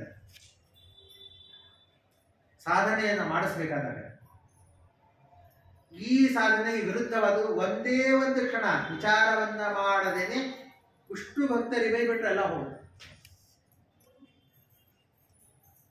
ಅಷ್ಟು ಸೂಕ್ಷ್ಮವಾಗಿದೆ ಧರ್ಮ. ವಿಷ್ಣು ತೀರ್ಥರು ಷೋಡಶಿ ಗ್ರಂಥದಲ್ಲಿ ಹೇಳಬೇಕಾದಾಗ ಮನುಷ್ಯನಿಗೆ 7 ತರದ ಅಹಂಕಾರಗಳು ಬರ್ತಂತೆ. ಒಂದಲ್ಲ, ಮನುಷ್ಯನಿಗೆ ನಾನು ಅನ್ನೋ ಅಹಂಕಾರ ಬೇರೆ, ಆ ಜೊತೆಗೆ ಇರುವಂತದ್ದು 7 ತರದ ಅಹಂಕಾರಗಳು ಬರ್ತದೆ. ಅದಕ್ಕೆ ಬಿಡುವಂತಹ ಸಾಧನೆಯೂ ಕೂಡ ಅನೇಕ ವಿಧವಾದದ್ದು ಹೇಳ್ತಾರೆ. ಏನು 7 ತರದ ಅಹಂಕಾರ? ಒಂದು ಅಹಂಕಾರ ನಾನು ಫಸ್ಟ್ ಅಹಂಕಾರ, ಅದು ಎಲ್ಲರಿಗೂ ಸಿದ್ಧವಾದಂತಹ ಅನೇಕ ಬಾರಿ ಕೇಳಿದಂತಹ ವಿಷಯವಾದ ಕಾರಣ. ಇದು ನನ್ನದು ಅಂತ ತಿಳಿದುಕೊಳ್ಳುವುದು ಅಹಂಕಾರ. ಇದು ನನ್ನದು ಅಂತ ತಿಳಿದು ಅಹಂಕಾರ. ಎರಡನೇ, ಇವರು ನನ್ನವರು ಅಂತ ತಿಳಿದುಕೊಳ್ಳುವುದು ಅಹಂಕಾರ. ಇದು ನಾನು ಮಾಡಿಸಿದ್ದು ಕೆಲಸ ಅಂತ ಹೇಳಿದುಕೊಳ್ಳುವ ಕರ್ಮ, ಇದು ಕರ್ಮರೂಪವಾದ ಅಹಂಕಾರ. ಈ ಕರ್ಮಕ್ಕೆ ಅನುಗುಣ ಕೊಟ್ಟಂತಹ ಫಲ ಇದು ನಾನು ಕೊಟ್ಟಿದ್ದು, ಇವನಿಗೆ ಕೊಟ್ಟ, ಇವ ಕೆಲಸ ಮಾಡ್ಯಾನ ನಾನು ಕೊಟ್ಟೆ ಅಂತ ಹೇಳಿಕೊಳ್ಳುವುದು ಒಂದು ಅಹಂಕಾರ. ಕರ್ಮದ ಫಲವನ್ನ ನಾನು ಕೊಟ್ಟೆ ಅಂತ ಹೇಳಿಕೊಳ್ಳುವುದು ಒಂದು ಅಹಂಕಾರ. ಸೂಕ್ಷ್ಮವಾಗಿ ಎಲ್ಲಿ ನಾನು ಸೇರಿಬಿಡುತ್ತೆ ಅಲ್ಲಿ ಅಹಂಕಾರ. ಎಲ್ಲೆಲ್ಲಿ ನಾನು ನಾನು ಅಂತ ಸೇರಿಸ್ಕೊಂಡು ಎಲ್ಲೆಲ್ಲಿ ಹೇಳ್ತೀವಿ ಅಲ್ಲೆಲ್ಲ ಅಹಂಕಾರವನ್ನು ಮಾಡುತ್ತೆ. ಆದ ಕಾರಣ ಈ ಅಹಂಕಾರವನ್ನು ಬಿಡುವಂತಹ ಕ್ರಮವೇನು ಅಂತ ವಿಷ್ಣು ತೀರ್ಥ ಹೇಳಬೇಕಾದಾಗ ಮೊದಲಿಗೆ ಏನ್ ಬಿಟ್ಟರೆ ನನಗೆ ಹೋಗತ್ತೆ ವಿಚಾರವನ್ನು ಮಾಡಿ, ಇದು ನನ್ನವರದು. ಶಬ್ದಗಳನ್ನು ಸ್ಪಷ್ಟವಾಗಿ ತಿಳ್ಕೊಳ್ಳಿ. ಇದು ನನ್ನವರದು. ಯಾರೋ ನಮ್ಮವರಿದ್ದಾರೆ, ಅವ್ರದ್ದು ಯಾವುದೋ ವಸ್ತು ಅದು. ಆ ವಸ್ತು ನಂದು ಅಂತ ಯಾರೋ ಹೇಳಿಕ್ಕೆ ಬಂದ್ರೆ ಇದು ನನ್ನವ್ರದ್ದು ಅಂತ ಇಟ್ಕೊಂತೀವಿ. ಅದರ ಮೇಲೆ ಅಹಂಕಾರ ಬರೋದು. ಆಮೇಲೆ ನನ್ನವರ ಮೇಲೆ ಅಹಂಕಾರ ಬರ್ತದೆ. ಆಮೇಲೆ ನಮ್ಮವರ ಮೇಲೆ ಅಹಂಕಾರ ಬರ್ತದೆ. ಆಮೇಲೆ ನನ್ನವರ ಮೇಲೆ ಅಹಂಕಾರ ಬರ್ತದೆ. ಆಮೇಲೆ ನನ್ನದು ಎಂಬುವ ಅಹಂಕಾರ ಬರ್ತದೆ. ಇಷ್ಟೆಲ್ಲ ಹೋದರೆ ನಾನು ಎಂಬುವ ಅಹಂಕಾರ ಹೋಗುತ್ತೆ. ಸರಳ ನಾನು ಹೋಗ್ಬಿಟ್ರೆ ಹೋಗುವುದಿಲ್ಲ ಅನ್ಸ್ಬಾರ್ದು. ಇಷ್ಟೆಲ್ಲ ಹೆಚ್ಚಿ ದಾಟಿ ಬಂದಾಗ ಮಾತ್ರ ಹೋಗುತ್ತೆ. ನಂದೇ ವಸ್ತುವನ್ನು ಹೆಂಡತಿ ಕೊಡೋದಿಲ್ಲ, ಮಕ್ಕಳಿಗೆ ಕೊಡೋದಿಲ್ಲ ಅಂತ ನಂದ್ಯಾಕೆ ಕೊಟ್ಟಿದ್ದೀನಿ. ಜಡವಾದ ವಸ್ತುವಿನ ಮೇಲೆ ನನ್ನ ಮಮಕಾರವಿದೆ. ಯಾಕೆ ನಾನು ಕೊಡಬಾರ್ದು, ನಂದ್ಯಾಕೆ ಕೊಟ್ಟಿದ್ದೀನಿ ಅನ್ನುವ ಅಹಂಕಾರದಲ್ಲಿ ನಮ್ಮವರೇ ಆದ ನಿತ್ಯದಲ್ಲಿ ನಮ್ಮ ಜೊತೆಗಿರುವ ವಿಶ್ವಾಸಪಾತ್ರರಾದ ನಮ್ಮ ಜೊತೆಗೇನೆ ಒಡನುಡಿ ಎಲ್ಲವನ್ನ ಹಂಚಿಕೋತೀವಿ. ನಂದೇನಾದ್ರು ಮುಟ್ಟಿದ್ರೆ ನಂದ್ಯಾಕೆ ಕೊಟ್ಟಿದ್ದೀನಿ ಅಂದ್ರೆ ಜಡವಾದ ವಸ್ತುವಿನ ಮೇಲೆ ಅಹಂಕಾರ ಯಾವಾಗ ಹೋಗುತ್ತೆ, ಆಮೇಲೆ ಈ ಚೇತನವಾಗಿರುವಂತಹ ದೇಹದ ಮೇಲೆ ಅಹಂಕಾರ ಹೋಗಲು ಸಾಧ್ಯ. ಯಾಕೆಂದ್ರೆ ಬ್ರಹ್ಮದೇವರು ಎಲ್ಲವನ್ನ ಮೀರಿ ನಿಂತವರು. ಯಾಕೆ ಇದನ್ನು ಹೇಳ್ತಾ ಇದ್ರೆ, ಅಹಂಕಾರವಿದ್ದಲ್ಲಿ ವಿಷ್ಣು ಭಕ್ತಿ ನಮ್ಮಲ್ಲಿ ಬರುವುದಿಲ್ಲ. ನಾವು ವಿಷ್ಣು ಭಕ್ತರಾಗಿ ನಮ್ಮನ್ನೇ ಯಾರೂ ಬೈಬಾರದು ಅಂತಾಗಿದ್ದರೆ ನಮ್ಮಲ್ಲಿ ಇವೆಲ್ಲವೂ ಬಿಟ್ಟಿರಬೇಕು ಅಂದಾಗ ಮಾತ್ರ ಸಾಧ್ಯವಾಗುತ್ತೆ. ಆದ ಕಾರಣ ಇದನ್ನು ಮೀರಿದಂತಹ ಭಗವಂತ ಅವ್ಯಾಕೃತಂ ಭಗವತೋಸ್ಯ ವೈಷ್ಣವಂ ಪದಂ, ಇದೇ ವಿಧವಾಗಿ ಕೇವಲ ಬ್ರಹ್ಮದೇವರಿಗೆ ಮಾತ್ರವಲ್ಲ. ಅದಕ್ಕೆ ಹೇಳ್ತಾರೆ ಚತುರ್ವಿಂಶದ್ಭಿ ಪದಂ ಶಿವೈ. ಹೆಂಗೆ ಬ್ರಹ್ಮದೇವರಿಗೆ 100 ಜನ ಇದ್ದಾರೆ, ಹಾಗೆ ಚತುರ್ವಿಂಶತಿ 24 ಜನ್ಮಗಳ ಹಿಂದೆ ಅವರಿಗೆ ಅಪರೋಕ್ಷ ಜ್ಞಾನವಾಗುತ್ತೆ. ಈಗಿದ್ದ ರುದ್ರದೇವರಿಗೆ ಈಗಿದ್ದ ರುದ್ರದೇವರಿಗೆ, ಗರುಡದೇವರಿಗೆ, ವಿಶೇಷ ಅವರೆಲ್ಲ ಒಂದೇ ಪ್ರತಿಪಕ್ಷದಲ್ಲಿ ಬರುವಂಥವ್ರು. 10 ಜನ್ಮಗಳ ಹಿಂದೆ ಇಂದ್ರಾದಿ ದೇವತೆಗಳಿಗೆ ಬರ್ತದೆ. ಉಳಿದೆಲ್ಲಾ ದೇವತೆಗಳಿಗೆ ಅಂದ್ರೆ ತಾವು ಸ್ಥಾನಕ್ಕೆ ಬಂದು ಕುಳ್ಕೋಬೇಕಂದ್ರೆ ಅದನ್ನ ಸ್ಥಾನಕ್ಕೆ ಪಾಳಿ ಹಚ್ಚಿ ಹಿಂದೆ 10 ಜನ್ಮಗಳ ಹಿಂದೆ ಇಂತಿರಬೇಕು ದೇವತೆಗಳು. 10 ಜನ್ಮಗಳ ಹಿಂದೆ ಅವರಿಗೆ ಅಪರೋಕ್ಷ ಜ್ಞಾನ ಬರಬೇಕು.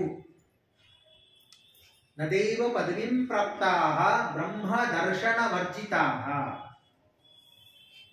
ದೇವರ ಅಪರೋಕ್ಷ ಜ್ಞಾನವಾಗದೆ ಹೊರತು ದೇವತಾ ಪದವಿಯನ್ನು ದೇವರು ಎಂದಿಗೂ ಕೊಡುವುದಿಲ್ಲ. ಅವರಿಗೆ ಆ ವಿಧವಾದ ಶಕ್ತಿಯನ್ನು ಕೊಡಲು ಸಾಧ್ಯವಿಲ್ಲ. ಆ ಸ್ಥಾನಕ್ಕೆ ಬರುವುದಕ್ಕಾಗಿ ಎಷ್ಟೋ ಜನ್ಮಗಳ ಸಾಧನೆ ಬೇಕು. ಈ ಸಾಧನೆ ನಾನು ಮಾಡ್ತೀನಿ ಅಂತ ಯಾರು ಅವರ ವಿರುದ್ಧವಾಗಿ ನಿಂತು ಹೋಗ್ತಾರೆ, ಅಯೋಗ್ಯ ಮಿಚ್ಚನ್ ಪುರುಷ ಪತತ್ತೇವ ನ ಸಂಶಯ. ಯೋಗ್ಯತಾರಹಿತರಾಗಿ ನಾವು ಹೋಗ್ತೀವಿ ಆ ಸ್ಥಾನಕ್ಕೆ, ಅದೇ ಪತತ್ರಾಗೋದ್ರೆ ಈ ಸಂಶಯವೇ ಇಲ್ಲ. ಅಂತಹ ವಿಶಿಷ್ಟವಾಗಿರುವಂತಹ ಅದನ್ನು ವಿಶೇಷವಾಗಿ ನಾನು ತಿಳಿಸಿಕೊಡ್ತಾರೆ. ಈ ಜನ್ಮಗಳ ಎಷ್ಟು ಜನ್ಮಗಳ ಸಾಧನೆ ದೇವಾದಿ ದೇವತೆಗಳಿದೆ. ಬಹಳ ವಿಶೇಷವಾದ ಟಿಪ್ಪಣಿ ಇದೆ. ರುದ್ರದೇವರು ಹೇಳುವಂತಹ ಮಾತಿನಲ್ಲಿ ವಿಸ್ತಾರವಾದ ಟಿಪ್ಪಣಿಯನ್ನು ವ್ಯಾಖ್ಯಾನಕಾರರು 3-4 ಪೇಜ್ಗಳನ್ನು ಬರೆದಾರೆ. ಎಲ್ಲ ಹೇಳಬೇಕಿದ್ರೆ ಬರೀ ದೇವತಾ ತಾರತಮ್ಯವನ್ನು ಹೇಳಬೇಕಾಗುತ್ತೆ. ಇದರ ಇಷ್ಟು ಮಾತ್ರ ನಾನು ತಿಳಿಸಿಕೊಳ್ಳಲು ಸಾಧ್ಯ.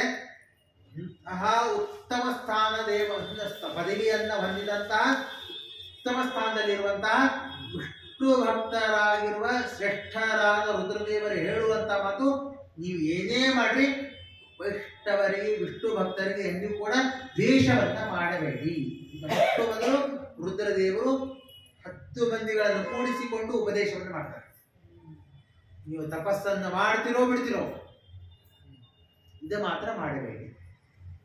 ಮೊದಲೇ ಯಥಾ ಭಗವತೋ ಯೋಗಂ ಯಾ ಅಥ ಭಗವಾನ್ ಯಥಾ ಸಮೇ ಭಗವತಾಂ ಚೇವ ಅದ ಕಾರಣ ಸೇವೆಯನ್ನು ಮಾಡ್ಬೇಕಲ್ಲ, ವಿಷ್ಣು ಭಕ್ತರಿಗೆ ಮೊದಲು ಮಾಡ್ತಾ ಹೋಗ್ರಿ, ದೇವರ ಸರಳ ಸಿಕ್ಬಿಡ್ತಾನೆ.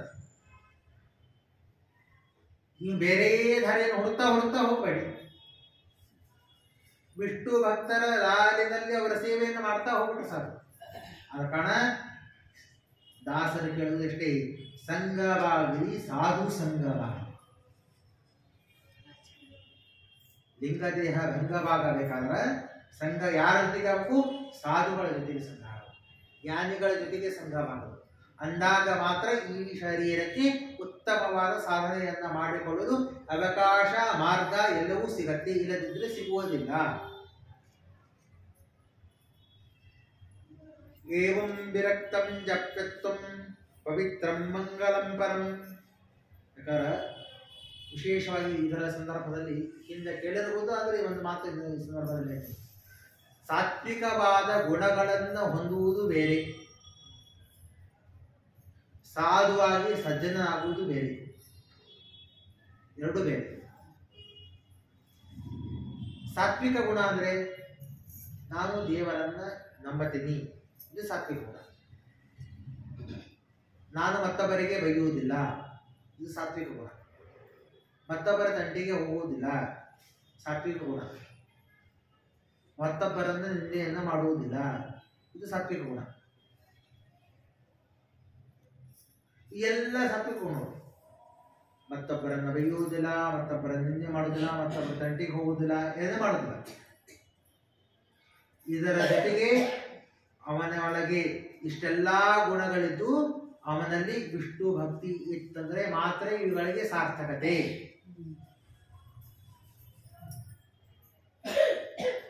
ಇಲ್ಲದಿದ್ರೆ ನೀ ದ್ವೇಷವನ್ನ ಮಾಡದೇ ಇರು, ಏನೇ ಮಾಡದೇ ಇರು, ದೇವರಲ್ಲಿ ಭಕ್ತಿ ಇಲ್ಲ, ಯಾವ ಸತ್ವಗುಣ ಪ್ರಚುರವಾಗಿರುವಂತಹ ಗುಣಗಳು ನಿನ್ನಲ್ಲಿದ್ದರೂ ಏನೂ ಪ್ರಯೋಜನ ಇಲ್ಲ. ನಾ ಪ್ರೀ ಬಹಳ ಸಾತ್ವಿಕ, ಎಲ್ಲ ಮಾಡ್ತಿರೋ ದೇವರ ಗುಡಿ ಮಾತ್ರ ಹೋಗ್ತಿಲ್ಲ, ನಮಸ್ಕಾರ ಮಾಡ್ತಾರೆ, ಸೋಣೆ ಮಾಡಿ. ಮತ್ತೊಬ್ಬರ ತಂಡಿಗೆ ಹೋಗ್ತಿದ್ದಿಲ್ಲ, ಮತ್ತೊಬ್ಬರ ಬೈತಿದ್ದಿಲ್ಲ, ಮತ್ತೊಬ್ಬರು ನಿಂದೆ ಮಾಡ್ತಿದ್ದಿಲ್ಲ, ಮತ್ತೊಬ್ಬರು ಚಾಡಿ ಹಾಕ್ತಿಲ್ಲ, ಮತ್ತೊಬ್ಬರು ಏನ್ ಮಾಡ್ತಿಲ್ಲ.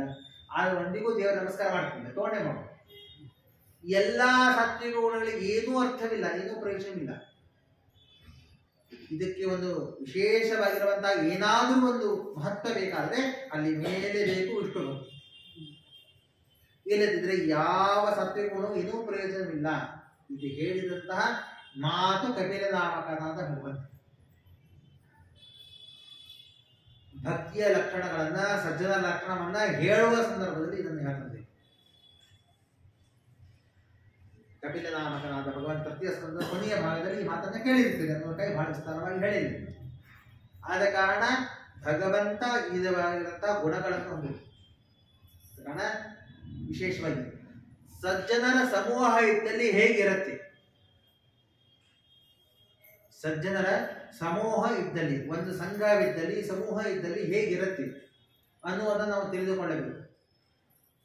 ಅರಿಷಡ್ವರ್ಗಗಳು, ಷಡ್ವರ್ಗಗಳು ಅಂದ್ರೆ ದ್ವೇಷ, ಅಸೂಯಾದಿಗಳು, ಅಲ್ಲಿ ಕಾಮಕ್ರೋಧಾದಿಗಳು ಎಂದಿಗೂ ಬರುವುದು ಸ್ವಲ್ಪ ಕಡಿಮೆ. ಅವರು ಸಜ್ಜನರೇ ಆಗಿದ್ದಾರೆ, ವಿಷ್ಣು ಭಕ್ತರೇ ಆಗಿದ್ದಾರೆ. ಆ ಸಮೂಹದಲ್ಲಿ ಕಾಮಕ್ರೋಧಾದಿಗಳು ಬರುವುದು ಬಹಳ ಕಡಿಮೆ. ಯಾಕಂದ್ರೆ ಅದಕ್ಕೆ ನಮ್ಗೆ ಹೇಳ್ತಾರೆ, ದೇವರಿಗೆ ಹಚ್ಚಿದಂತಹ ಒಂದು ಗಂಧ, ಆ ಗಂಧವನ್ನ ನಾವು ಲೇಪನೆಯನ್ನ ಮಾಡಿಕೊಂಡ್ವಿ. ಎಷ್ಟು ಭಾಗ ಲೇಪನೆ ಮಾಡ್ಕೋತೀವಿ? 12 ಅಂಕದಲ್ಲಿ ಚಿಹ್ನೆಗಳಲ್ಲಿ ಲೇಪನೆಯನ್ನ ಮಾಡ್ಕೊಂಡ್ವಿ. ಲೇಪನೆಯನ್ನ ಮಾಡಿಕೊಂಡಂತಹ ಸ್ಥಳಗಳಿಗೆ ಗಂಧವನ್ನ ಹಚ್ಚಿದಾಗ ತಂಪಾಯ್ತು. ಯಾವ ಭಾಗಕ್ಕೆ ಗಂಧವನ್ನು ಹಚ್ತೀವಿ ಆ ಭಾಗ ಸ್ವಲ್ಪ ತಂಪಾಗತ್ತೆ. ಆದ ಕಾರಣ ಗಂಧದ ಗುಣ ಏನಪ್ಪಾ ಅಂದ್ರೆ ಯಾವ ಭಾಗಕ್ಕೆ ಹಚ್ತೀವಿ ಆ ಭಾಗವನ್ನ ತಂಪನ್ನ ಮಾಡುವಂತಹ ಒಂದು ವಿಶಿಷ್ಟವಾದ ಗುಣವನ್ನ ಹೊಂದಿದೆ. ಇದಕ್ಕಿಂತಲೂ ತಂಪನ್ನ ಉಂಟು ಮಾಡುವ ಶಕ್ತಿ ಯಾದಕ್ಕಿದೆ? ಗಂಧಕ್ಕಿಂತಲೂ ತಂಪವನ್ನ ಮಾಡುವ ಶಕ್ತಿ ಯಾದಕ್ಕಿದೆ? ಹುಣ್ಣಿಮೆಯ ಚಂದ್ರನಿಗೆ. ಹುಣ್ಣಿಮೆಯ ಚಂದ್ರ ಏನ್ ಮಾಡ್ತಾನೆ? ಸಾಯಂಕಾಲ, ಇವತ್ತು ಹುಣ್ಣಿಮೆ ಅದ, ಸಾಯಂಕಾಲ ಹೊರಗೋಗಿಲ್ಲ, ರಾತ್ರಿ ಇಡೀ ದೇಹವನ್ನೇ ತಂಪ ಮಾಡಿಬಿಡುತ್ತೆ. ಒಂದು ಭಾಗ ಮಾತ್ರ ತಪ್ಪು ಮಾಡಲಿಲ್ಲ ಅದು. ಭೂಮಿಚಂದ್ರ ಒಂದು ಭಾಗ ಮಾತ್ರ, ಕೈ ಮಾತ್ರ ತಪ್ಪು ಮಾಡ್ತು, ಕಾಲ ಮಾತ್ರ ತಪ್ಪು ಮಾಡ್ತು ಅಂತೀಗನ, ಇಡೀ ದೇಹವನ್ನೇ ತಂಪಾಗಿ ಮಾಡಿರುತ್ತೆ. ಅಂದ್ರೆ ಗಂಧಕ್ಕಿಂತಲೂ ಚಂದ್ರ ಇವನು ಅತಿ ತಂಪಾಗಿ ಕೂಲಾಗಿ ಇರುವಂತಹ ವ್ಯಕ್ತಿ ಆಗ್ತದೆ. ಅದು ಉತ್ತಮ ಅಂತ. ಇವಿಬ್ಬರನ್ನ ಮಾಡುವಂತಹ ಶಕ್ತಿ ಇರುವಂತಹ ತಂಪನ್ನ ಮಾಡುವಂಥದ್ದು. ಇದಕ್ಕಿಂತಲೂ ಮಿಗಲಾಗಿರುವಂತಹ ತಂಪು ಇದರಿಂದ ಹುಟ್ಟಿ ಬರುತ್ತೆ ಅಂತ ಪ್ರಶ್ನೆಯನ್ನ ಮಾಡಿದರೆ ಅದು ಸಜ್ಜನರ ಸಮೂಹದಿಂದ ಬರುತ್ತೆ. ಯಾಕೆ? ಚಂದ್ರ ದೇಹದ ಹೊರಭಾಗ ಮಾತ್ರ ತಂಪು ಮಾಡಿದ, ಹೊರಗಿನ ಭಾಗ ಮಾತ್ರ ತಂಪಾಯಿತು. ಗಂಧ ಒಂದು ಭಾಗವನ್ನ ಮಾತ್ರ ತಂಪು ಮಾಡಿತು. ಆದರೆ ಸಜ್ಜನರ ಸಮೂಹ ಹೊರಗೂ ದೇಹದ ಒಳಗೂ ಕೂಡ ದೇವರ ಗುಣಮಹಿಮೆಗಳನ್ನೇ ಹೇಳಿ ದೇವರ ಹೊರಗೂ ದೇವದ ಒಳಗೂ ಕೂಡ ತಂಪನ್ನ ಮಾಡಿ ಶುದ್ಧಿಯನ್ನ ಮಾಡುತ್ತೆ. ಇದು ಸಮೂಹ, ಇದು ಸಜ್ಜನರ ಸಮೂಹ. ದೇಹದ ಒಳಗೂ ಹೊರಗೂ ಶುದ್ಧಿತ್ವವನ್ನ ಪಡೆದವರೇ ಸಜ್ಜನರು. ಈ ವಿಧವಾದ ಗುಣವನ್ನ ನಮಗೆ ಹೇಳ್ತಾರೆ. ಆದ ಕಾರಣ ಈ ವಿಧವಾಗಿರುವಂತಹವರ ಜೊತೆಗೆ ಸಂಘವನ್ನ ಮಾಡಿ ಅವರನ್ನು ದ್ವೇಷವನ್ನ ಮಾಡಬೇಡಿ. ಆದ ಕಾರಣ ಇದರ ಜೊತೆಗೆ ನಿಮ್ಮ ಮನಸ್ಸಲ್ಲಿ ಇತ್ಯಾ ಕ್ರೋಧ ಹೃದಯ, ಎಂದಿಗೂ ಕೂಡ ಮನಸ್ಸಲ್ಲಿ ಸಿಟ್ಟು ಬರುವುದು ಬೇಡ. ರುದ್ರದೇವರು ಹೇಳುವಂತ ಮಾತಿದೆ. ಸಿಟ್ಟು ಬಂತು, ನೀವು ಮಾಡಿದ ತಪಸ್ಸಿನ ಪುಣ್ಯ ಯಾರ ಮೇಲೆ ಸಿಟ್ಟನ್ನು ಮಾಡ್ತೀರಿ ಇಷ್ಟು ಪುಣ್ಯ ಟ್ರಾನ್ಸ್ಫರ್ ಆಯ್ತು ಕ್ಷಣಾರ್ಧದಲ್ಲಿ. 2 ಗಂಟೆಗಳ ಕಾಲ ಕೂತು ಪೂಜೆಯನ್ನು ಮಾಡಿ ಹೊರಗೆ ಬಂದು ಬೈದೆ ಅಂದ್ರೆ ಇಷ್ಟು ಪುಣ್ಯ ಅಲ್ಲಿ ಹೋಯ್ತು. ಅದ ಕಾರಣ ಸಿಟ್ಟನ್ನ ಮೊದಲಿಗೆ ಬಿಟ್ಟುಬಿಡಿ. ಅದ ಕಾರಣ ಅಚ್ಛಿನ್ನ ಮನಸ್ಸಹ ಆದಷ್ಟು ಪ್ರಯತ್ನಪಟ್ಟು ದೇವರಲ್ಲಿ ಮನಸ್ಸನ್ನು ತಂದು ಕೊಡುವ ಪ್ರಯತ್ನವನ್ನ ಮಾಡಿಕೊಳ್ಳಿ. ನಾ ಹೇಳುವಂತಹ ಪ್ರತಿಯೊಂದು ಮಾತು ರುದ್ರದೇವರು ಹೇಳುವಂತ ಮಾತು, ಪ್ರತಿ ಬಾರಿ ನಾನು ಹೇಳಲಿಕ್ಕೆ ಹೋಗುವುದಿಲ್ಲ. ಜಿತ ಆತ್ಮವಿಶುದ್ಧಿ ಧರ್ಮಾತ್ಮ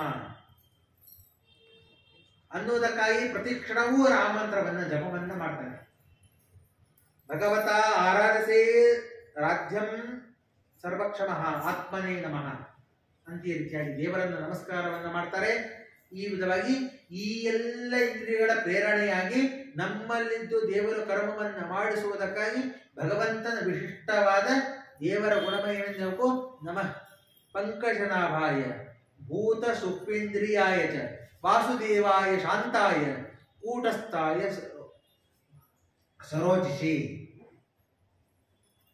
ಮೊದಲಿಗೆ ವಾಸುದೇವ ನಾಮಕನಾದ ಭಗವಂತನ ಹೇಳ್ತಾರೆ. ಮುಂದೆ ಸಂಕರ್ಷಣಾಯ ಸೂಕ್ಷ್ಮಾಯ ದುರಂತಾಯ ಶಾಯ ಚ ನಮೋ ವಿಶ್ವ ಪ್ರದೋಷಾಯ ಪ್ರದ್ಯುಮ್ನಾಯತೆ ನಮಃ. ಮೊದಲಿಗೆ ಸಂಕರ್ಷಣ, ಕೆಳಗೆ ಪ್ರದ್ಯುಮ್ನ, ಮುಂದೆ ಕೆಳಗೆ ಅನುರುದ್ಧ ರೂಪಿಯಾದ ಭಗವಂತ.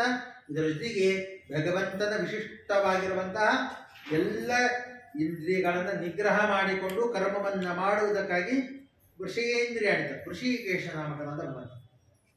ಅಂದ್ರೆ ಭಗವಂತನ ಒಂದೊಂದು ಹೆಸರುಗಳನ್ನು ಹೇಳಿ ಅಲ್ಲಲ್ಲಿರುವ ಗುಣಗಳನ್ನ ಚಿಂತನೆಯನ್ನು ಮಾಡೋಕೆ ಹೇಳ್ತಾರೆ. ಸ್ವರ್ಗಾಪವರ್ಗಾಯ ಪಿದಾಯ ನಿತ್ಯಂ ಶುಚಿಪದಯೇ ನಮಃ ನಮೋ ಹಿರಣ್ಯ ವೀರಾಯ ಚತುರ್ಪೂರ್ತಾಯ ಶಾಂತವೇ ಇತ್ಯಾದಿಗಳ ಅನೇಕ ಸ್ತೋತ್ರಗಳನ್ನು ಹೇಳಿ ದೇವರ ಗುಣಮಹಿಮೆಗಳನ್ನು ಹೇಳ್ತಾರೆ. ನಮೋ ಊರ್ಜ ಊಷಿ, ಮೇಲಿನ ಲೋಕಕ್ಕೆ ಹೋಗುವಂತಹ ದೇವತೆಗಳು, ಅಧಮ ಲೋಕಕ್ಕೆ ಹೋಗುವಂತಹ ದೇವತೆಗಳಲ್ಲ. ಮೇಲೆ 7 ಲೋಕಗಳಿವೆ. ಒಂದೊಂದು ಲೋಕಕ್ಕೆ ಮೇಲೆ ಮೇಲೆ ಮೇಲೆ ಹೋಗ್ತಾ ಹೋಗ್ತಾ ಉತ್ತಮ ಲೋಕಕ್ಕೆ ಹೋಗ್ತೀವಿ. ಅವುಗಳನ್ನು ಚಿಂತನೆಯನ್ನ ಮಾಡಬೇಕು. ಮತ್ತು ಸರ್ವಂ ಸತ್ವಗುಣ, ಸತ್ವಗುಣವನ್ನು ಪ್ರಚುರನ್ನ ಮಾಡ್ಕೊಳ್ಳಿ. ಪ್ರವೃತ್ತಾಯ ನಿವೃತ್ತಾಯ ಗುರುದೇವಾಯ ಚ ಕರ್ಮಣಿ. ಯಾವುದೇ ಮಾಡಿ ಪ್ರವೃತ್ತಿ ಕರ್ಮನ್ನಾದ್ರೂ ಮಾಡಿ, ನಿಷ್ಕಾಮವಾಗಿ ಅದು ಕಾರ್ಯವನ್ನು ಮಾಡಿ ಅಥವಾ ಸಕಾಮವಾಗಿ ಆದ್ರೂ ಮಾಡಿ, ಇದು ಕಾರ್ಯವನ್ನು ಮಾಡಿ. ಯಾವುದನ್ನ ಬಿಡ್ರಿ ಅಂತ ಹೇಳುವುದಿಲ್ಲ. ಇದ್ರ ಕಾರ್ಯವನ್ನ ಸಕಾಮವಾಗಿ ಮಾಡ್ತಾರೆ. ಶಾಂತ ಮಾಡೋಕ್ಕಾದ್ರೆ ಏನ್ ಸಕಾಮ ಇರ್ತದೆ? ಯಾರಾದರೂ ಗೊತ್ತಾ? ಸಕಾಮ ಕರ್ಮವನ್ನ ಮಾಡಬೇಕಾದ್ರೆ ಪಿತೃ ಕಾರ್ಯವನ್ನು 3-10 ಕಥೆಗಳನ್ನ ಕೇಳಿರ್ತೀರಿ. ಶುರು ಮಾಡಿದ ತಕ್ಷಣ ನೆನಪು ಬರುತ್ತೆ ಇಷ್ಟೇ. ತಾರವಾಗಿ ಕಥೆಗಳನ್ನ ಕೇಳಿರ್ತೀವಿ. ಅದನ್ನು ಶುರು ಮಾಡಿದಾಗ ಕೇಳಿದಾಗ ನಮಸ್ಕಾರ ಮಾಡಿ ಶ್ರಾದ್ದ ಕರ್ಮವನ್ನು ಮಾಧವನ ಕಥೆಯಲ್ಲಿ ಕೇಳಿದ ಉಸಿರಿನಿಂದ ಪಿಂಡವನ್ನು ಇಟ್ಟ ಅಲ್ಲೇಂತಪ್ಪ ಕೇವಲ ನಿಷ್ಕಾಮ ಕರ್ಮ ಅಲ್ಲಿ ಆಗಿಲ್ಲ ಉಸಿರು ಪಿಂಡ ತೊಗೊಂಡು ನಮ್ಮ ಪಿತೃಗಳು ಉದ್ಧಾರ ಆಗಲಿಕ್ಕೆ ಇಟ್ಟ ಅಲ್ಲೇನಿದ್ದಿಲ್ಲ ಆ ವಿಧವಾಗಿರುವಂತಹದ್ದನ್ನು ಕಥೆಯನ್ನು ಕೇಳ್ತೀವಿ. ಇದನ್ನ ಕೇಳಬೇಕಾದಾಗ ಜಲತ್ಕಾರದ ಕಥೆಯನ್ನು ಕೇಳ್ತೀವಿ. ಯಾವ ಆಸ್ತಿಕ ಅಂತ ಕೇಳ್ತೀವಿ, ಆಸ್ತಿಕನ ತಂದೆ ಜಲತ್ಕಾರ. ಆ ಜಲತ್ಕಾರ ಅವನೊಂದು ವಿಚಿತ್ರವಾಗಿರುವಂಥದ್ದು ಕಥೆ ಕೇಳಿದೋ ಬಿಟ್ಟರು ಹೇಳುವಂಥದ್ದು ಹೇಳ್ತೀವಿ. ಜಲತ್ಕಾರು ತಾನು ಮದುವೆಯಾಗುವಂತ ಪಿತೃದೇವತೆಗಳ ಹಿಂದಿನ ಮೇಲೆ ಹತ್ತಿರೋದು. ಜಲತ್ಕಾರು ಎಲ್ಲೆಲ್ಲಿ ತಪಸ್ ಮಾಡ್ಲಿಕ್ಕೆ ಹೋಗ್ತಾನ ಅಲ್ಲಿ ಪಿತೃದೇವತೆಗಳ ಬಂದು ಹಿಂದೆ ಮದುವೆ ಆಗು ನಾ ತಪಸ್ ಮಾಡಕಂತೀವ ಮದುವೆ ಆಗುವಂತ ಪಿತೃದೇವತೆಗಳು ನಾ ಮದುವೆಯಲ್ಲಿ ಅಂತವ. ಕೊನೆಗೆ ಇವರಿಂದ ಬೇಸತ್ತು ಸಾಕಾಗಿ ನನಗೆ ಎರಡು ನನ್ನ ಷರತ್ತುಗಳು ಅದನ್ನ ಪೂರ್ಣ ಮಾಡಿದಿರಿ ಅಂದ್ರೆ ಮಾತ್ರ ಮದುವೆ ಆಗ್ತದೆ, ಇಲ್ಲಂಗಿಲ್ಲ.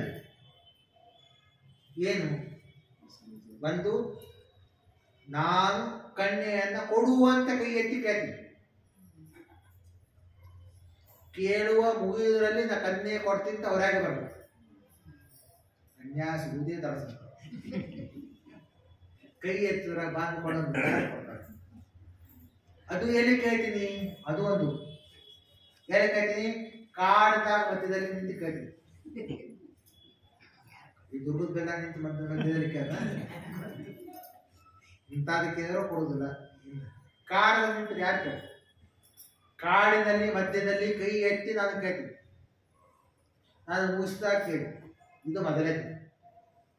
ಎರಡನೇದು ನನ್ನ ಹೆಸರು ಜಲತ್ಕಾರು, ಆ ಹೆಣ್ಣಿನ ಹೆಸರು ಜಲತ್ಕಾರು ಅಂತೇನು. ಅದರೊಳಗೂ ಹುಡುಕಿ ತೆಗೆದು ಆಸೆ ಕೊಡಬೇಕಲ್ಲ.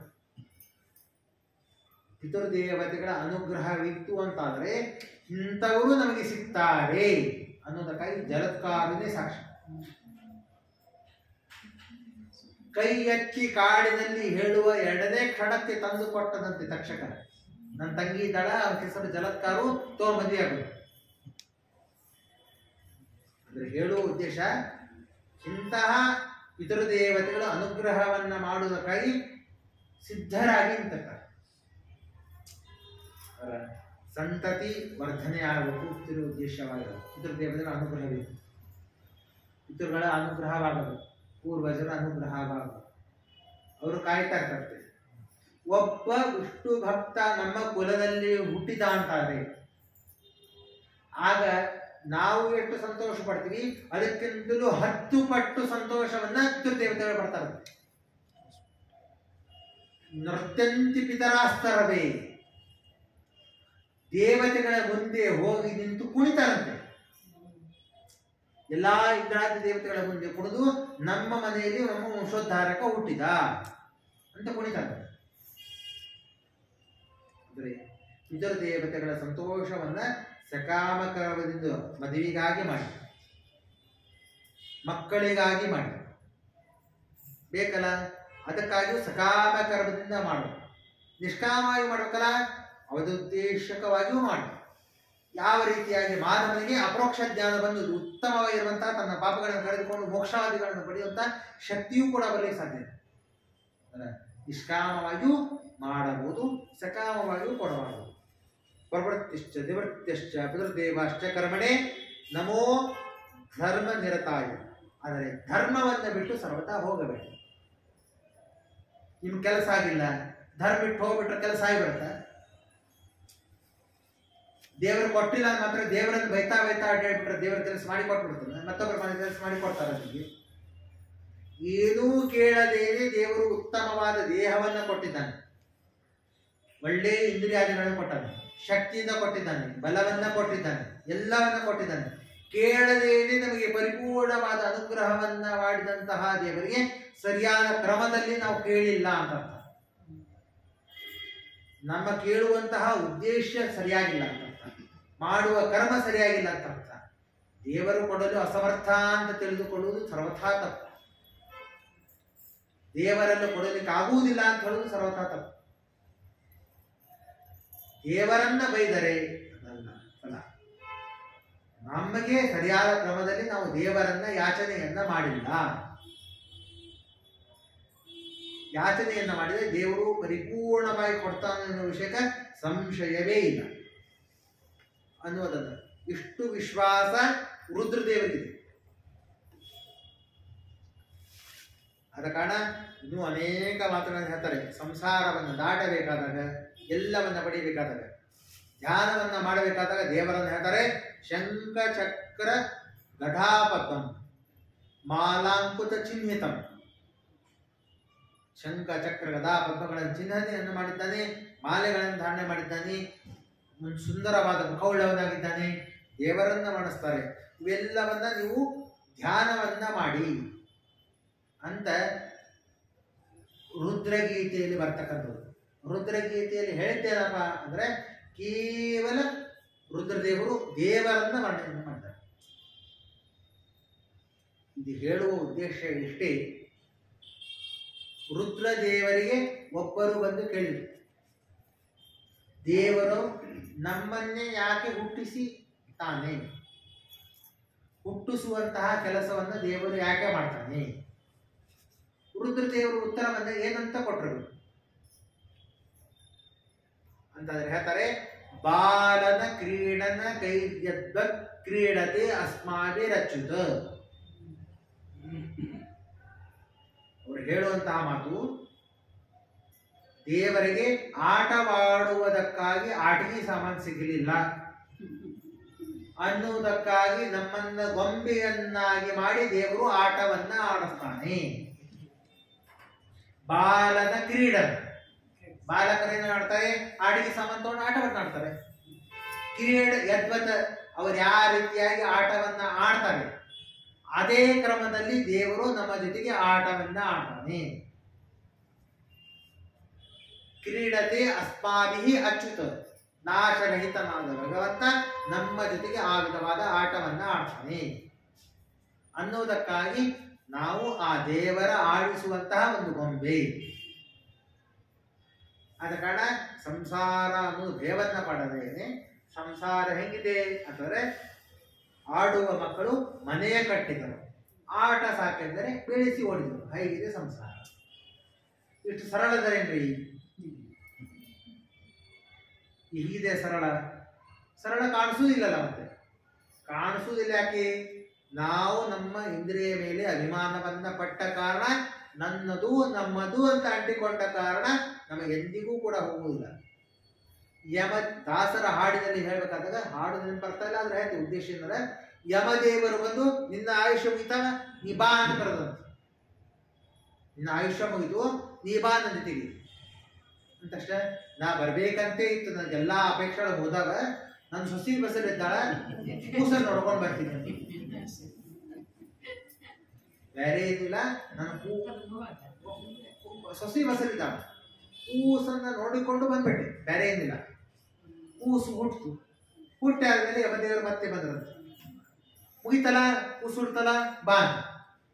ಇಷ್ಟೆಲ್ಲ ಇದು ನಮ್ಮ ಕಡೆ ಮಾಡಿದೆ. ಕೂಸು ಹೆಸರೇನ್ ಇರ್ತಾರ, ನಂದೇ ಇರ್ತಾರ, ಬೇರೆ ಇರ್ತಾರ, ನೋಡ್ಕೊಂಡ್ ಬರ್ತೀನಿ.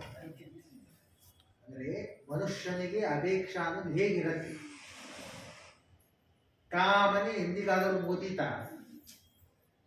ಅಪೇಕ್ಷೆ ಎಂದಿಗಾದರೂ ಮುದೀತ? ಎಂದಿಗೂ ಮುಗಿಯುವುದಿಲ್ಲ. ಎಲ್ಲಿವರೆಗೆ ಅಭಿಮಾನ, ಅಪೇಕ್ಷೆ, ಆಕಾಂಕ್ಷೆಗಳಿರ್ತಾವಂದ್ರೆ ತಿನ್ನಲಿಕ್ಕೆ ಬರದೇ ಇರುವಂತಹ ಅವಲಕ್ಕಿಯನ್ನ ತಾನು ಪುಡಿ ಮಾಡಿಕೊಂಡು ಮೊಸರು ಹಾಕಿ ಮತ್ತೆ ಮಾಡ್ಕೊಂಡು ಅದೇ ತಿಂದು ತಿಂದ್ರೆ ತಡೆಯುವುದಿಲ್ಲ ಅಂತೂ ಗೊತ್ತು, ಜೀರ್ಣವಾಗುವುದಿಲ್ಲ ಅಂತೂ ಗೊತ್ತು. ಆದರೂ ಕೂಡ ಸ್ವಲ್ಪ ತಿಂದ್ರೆ ಸಾಕು, ಬಾಯಿ ಚಾಪಲ್ಯ ತಿನ್ನಬೇಕು ಅನ್ನೋ ಅಪೇಕ್ಷೆಯಿಂದ ಎಷ್ಟೇ ತೊಂದರೆ ಇದ್ರು ಹಲ್ಲಿಗೆ ಚುಚ್ಚಿದ್ರೆ ರಕ್ತ ಬರ್ತದೆ. ಸ್ವಲ್ಪ ಬಂದ್ರೆ ತಿಂತಿಲ್ಲ, ಮೆತ್ತೆ ಮಾಡ್ಕೊಡ್ತಿರ್ತೀವಿ, ಅದು ಚುಚ್ಚದೇ ಇದ್ದಾರೆ. ಅಂದರೆ ತಿನ್ನುವುದು ಮಾತ್ರ ಬಿಡುವುದಿಲ್ಲ, ಅಪೇಕ್ಷೆ ಮಾತ್ರ ಮುಗಿಯುವುದಿಲ್ಲ. ಮನುಷ್ಯನ ಅಪೇಕ್ಷೆಗಳು, ಆಕಾಂಕ್ಷೆಗಳು ಯಾವುದೂ ಕೂಡ ಮುಗಿದೇ ಇರುವಂತಹ ಒಂದು ವಿಶಿಷ್ಟವಾಗಿರುವಂತಹ ಅಪೇಕ್ಷೆಗಳು. ಯಾವಾಗ ಈ ಅಪೇಕ್ಷೆಗಳು ಮುಗಿತವೆ ಆಗ ವಿರಕ್ತಿ ಬರುತ್ತೆ. ಅದ ಕಾರಣ ಈ ವಿಧವಾಗಿರ್ತಕ್ಕಂತಹ ಭಗವತೋ ಭಕ್ತಾನಾಂ ಲಾಭ್ಯಂ ಲಭತೆ ದುರ್ಲಭ, ಈ ವಿಧವಾಗಿ ಅನೇಕ ಉಪದೇಶಗಳನ್ನ ಇದೇ ಕ್ರಮದಲ್ಲಿ ಮಾಡ್ತಾರೆ. ನಂತರದಲ್ಲಿ ಇವರು ಆಗಲಿ ಇವೇ ಉಪದೇಶವನ್ನ ಕೇಳಿಕೊಂಡು ಇದನ್ನೇ ನಾವು ಮನಸ್ಸಲ್ಲಿ ಇಟ್ಟುಕೊಂಡು ನಾವು ಅನೇಕ ದಿವಸದ ಒಳಗೆ ತಪಸ್ಸನ್ನು ಮಾಡ್ತೀವಿ ಅಂತ ಅವರು ಹೊರಟು ಬಿಟ್ರು. ಉಪದೇಶವನ್ನು ತೆಗೆದುಕೊಂಡು ಹೋಗಿದ್ದಾರೆ. ಇಲ್ಲಿ ಮಕ್ಕಳು ಬರಬೇಕು ಅಂತ ಕಾಯ್ತಾ ಭರೀಶ್ವತ ಕಾಯ್ತಾ ಇದ್ದಾನೆ. ಆಗ ನಾರದರು ಬರ್ತಾರೆ. ಇಲ್ಲಿವರೆಗೆ ಸಾಧನೆಯನ್ನ ಮಾಡ್ತಾ ಇದ್ದ ನಾರದರು ಬಂದರು. ಆದ ಕಾರಣ ನಾರದರು ಭರೀಶ್ವತಿಗೆ ಉಪದೇಶವನ್ನ ಮಾಡ್ತಾರೆ. ಅದೇ ಉಪದೇಶವೇ ವಿಶಿಷ್ಟವಾಗಿರುವಂತಹ ಉಪದೇಶ. ಒಂದು ಕಥೆಯನ್ನು ಹೇಳ್ತಾರೆ. ಅದ್ಭುತವಾದ ನಾರದರು ವಿಶಿಷ್ಟವಾದ ಕಥೆಯನ್ನು ತಿಳಿಸ್ತಾರೆ. ಒಬ್ಬ ದಿವ್ಯನಾದ ಒಬ್ಬ ಪುರುಷನಿದ್ದ. ಅವನ ಹೆಸರೇ ಪುರಂಜನ ಅಂತ ಅವನ ಹೆಸರು ಪುರಂಜನ ಅಂತ. ಅವ ಏನ್ ಮಾಡಿದ? ಊರೆಲ್ಲ ಸುತ್ತಿದ. ಮೊದಲಿಗೆ ಪೂರ್ವ ದಿಕ್ಕಿಗೆ ಹೋದ. ಅಲ್ಲೇ ಹುಡುಕಿದ, ನನಗೆ ಇರುವುದಕ್ಕಾಗಿ ಒಂದು ಚಲೋ ಮನೆ ಸಿಗ್ತದ. ಪೂರ್ವ ದಿಕ್ಕಿನಲ್ಲಿ ಯಾವುದೂ ಮನೆ ಸಿಗಲಿಲ್ಲ. ದಕ್ಷಿಣ ದಿಕ್ಕಿಗೆ ಹೋದ, ಅಲ್ಲಿ ಸಿಗಲಿಲ್ಲ. ಉತ್ತರ ದಿಕ್ಕಿಗೆ ಹೋದ, ಅಲ್ಲಿಯೂ ತನಗೆ ಬೇಕಾದ ಸಿಗಲಿಲ್ಲ. ಆದ್ರೆ ದೂರವರೆಗೆ ನಡೀತಾ ಹೋದ ಮೇಲೆ ಆಗ ಒಂದು ದೊಡ್ಡದಾದ ಮನೆ ಕಾಣಿಸಿತು. ನೋಡಿದ, ಮನೆ ಒಳಗೆ ಅಡ್ಡಾಡಬೇಕಂತ ವಿಚಾರವನ್ನ ಮಾಡಿದ. ಅಡ್ಡಾಡುವುದಕ್ಕಾಗಿ ಮನೆಯಲ್ಲಿ ಪ್ರವೇಶವನ್ನ ಮಾಡಿ ನೋಡಿದ. ಎಷ್ಟು ನೋಡಿದಿರ್ಬೇಕು, ನನಗೆ ಬೇಕಾದ ಸ್ಥಿತಿಯಾಯಿತು, ಅನುಕೂಲಕರವಾಗಿದೆಯಾ, ನಾಗಿದ್ದರೆ ಸುಲಲಿತವಾಗಿ ನಾನು ಇರಬಹುದ ಅನ್ನುವುದನ್ನ ಮೊದಲಿಗೆ ವಿಚಾರವನ್ನ ಮಾಡಿದ. ಆ ವಿಚಾರವನ್ನ ಮಾಡಿ ಮನೆ ಒಳಗೆ ಪ್ರವೇಶವನ್ನ ಮಾಡಿದಾಗ ಮನಿ ಎಂಟ್ರೆನ್ಸ್ ಬಾಗಿಲು ಎಷ್ಟಿದ್ದಪ್ಪ ಅಂದ್ರೆ 9 ಬಾಗಿಲು. ಒಂದಲ್ಲ ಎರಡಲ್ಲ, 9 ಬಾಗಿಲುಗಳು. 2 ಪೂರ್ವಕ್ಕೆ, 1 ದಕ್ಷಿಣಕ್ಕೆ, 1 ಉತ್ತರಕ್ಕೆ, ಎಲ್ಲ ಕಡೆಗೂ ಬಾಗಿಲುಗಳಿದ್ವು. ಆದ ಕಾರಣ ದಿಕ್ಕುಗಳಲ್ಲಿ ಬಾಗಿಲುಗಳು ವಿಶಿಷ್ಟವಾಗಿರುವಂತಹ ಬಾಗಿಲುಗಳನ್ನು ಉಳ್ಳಂತಹ ಇದು. ಆದ ಕಾರಣ ನವದ್ವಾರದಿಂದ ಕೂಡಿರುವಂತಹ ಈ ಅಂಗವನ್ನು ಪ್ರವೇಶವನ್ನ ಮಾಡಿದ. ಮೊದಲೇ ಬಾಗಿಲ, ಆ ಬಾಗಿಲದಲ್ಲಿ ಪ್ರವೇಶವನ್ನ ಮಾಡಿದರು. ಆ ಬಾಗಿಲ ತೆಗೆದ. ಇದೊಂದು ಬಾಗಿಲದ, ಇದು ನೋಡ್ಬೋದು ನೋಡ್ರಿ, ಇದರೊಳಗೆ ಹೋಗ್ಬೋದು ಅಂತ ತೋರಿಸಿರ್ಬೋದು. ಹೌದಾ? ಬಾಗಿಲ ತೆಗೆದು ಈ ಬಾಗಿಲು ಹೋಗ್ತಾರೆ, ಈ ದಾರಿಯಲ್ಲಿ ಹೋಗುತ್ತದೆ ಅಂತ. ಬಾಗಿಲು ತೆಗೆದ್ರೆ ಏನೋ ದಾರಿ ಇರಬೇಕು ಹೋಗ್ಲಿಕ್ಕೆ. ಈ ಬಾಗಿಲ, ಈ ಹಿತ್ತಲ ಬಾಗಿಲಿಂದ ಈ ಕಡೆ ಹೋಗೋದು, ಪೂರ್ವ ಬಾಗಿಲಿಂದ ಹಿಂಗೆ ಹೋಗೋದು. ಈ ಬಾಗಿಲ ಎಲ್ಲಿ ಹೋಗುತ್ತೇವೆ? ಇದಕ್ಕೆ ಹೆಸರು ದೇವಗು. ಬಾಗಿಲಿಗೆ ಹೆಸರು ದೇವಗು. ಇದು ಶ್ರುತದೇಶ ಎಂಬುವ ದೇಶಕ್ಕೆ ಹೋಗ್ತದೆ. ಮುಂದೆ ಆ ದೇಶವನ್ನು ಕುರಿತು ನೀವು ಹೋಗಬಹುದು. ಆದ ಕಾರಣ ಈ ಬಾಗಿಲಿಂದ ಹೋಗಬಹುದು. ಇನ್ನ ಇದು ವಿರುದ್ಧವಾಗಿ ಇನ್ನೊಂದು ಬಾಗಿಲು ನೋಡಿ, ಇದಕ್ಕೆ ಪಿತೃಗು ಅಂತ ಕರೀತಾರೆ. ಈ ಬಾಗಿಲಿಂದಾಗಿ ಹೋಗಬಹುದು, ಅಲ್ಲಿ ಹೋಗಬಹುದು. ಇನ್ನು ಮುಂದೆ ಬಂದರೆ ಅಲ್ಲಿ ಇನ್ನೊಂದು 2 ಬಾಗಿಲು. ಒಂದು ಕದ್ಯೋತ, ಇನ್ನೊಂದು ಹವೇರ್ಮುಖಿ ಎಂಬುವಂಥದ್ದು. ಕದ್ಯೋತ ಅನ್ನೋದು ದಿವಂತ ದೇಶಕ್ಕೆ ಹೋಗ್ತದೆ, ಒಂದು ಇಬ್ರಾಜಿ ದೇಶಕ್ಕೆ ಹೋಗ್ತದೆ ಅಂತ ಒಂದೊಂದು ಹೇಳಿದ್ರು. ಮುಂದೆ ಬಂದ ಆಗ ಇರುವಂತಹದ್ದು ಮತ್ತೆ 2 ಬಾಗಿಲುಗಳು, ಒಂದು ನಲಿನಿ, ಒಂದು ನಾಲಿನಿ. ಆದ ಕಾರಣ ನಲಿನಿ ನಾಲಿನಿ ಅಂದಾಗ ಅಲ್ಲಿ ಅವಧೃತ ಅಂತ ರೀತಿಯಾಗಿರುವಂಥದ್ದು ಈ ವಿಧವಾಗಿರುವಂತಹ ದೇಶವನ್ನು ಹೇಳ್ತಾರೆ. ಅನಂತರದಲ್ಲಿ ಮುಂದೆ ರಸಜ್ಞ ವಿಪಣ ಎಂಬುವಂಥದ್ದು ಮತ್ತೆ ಎರಡು.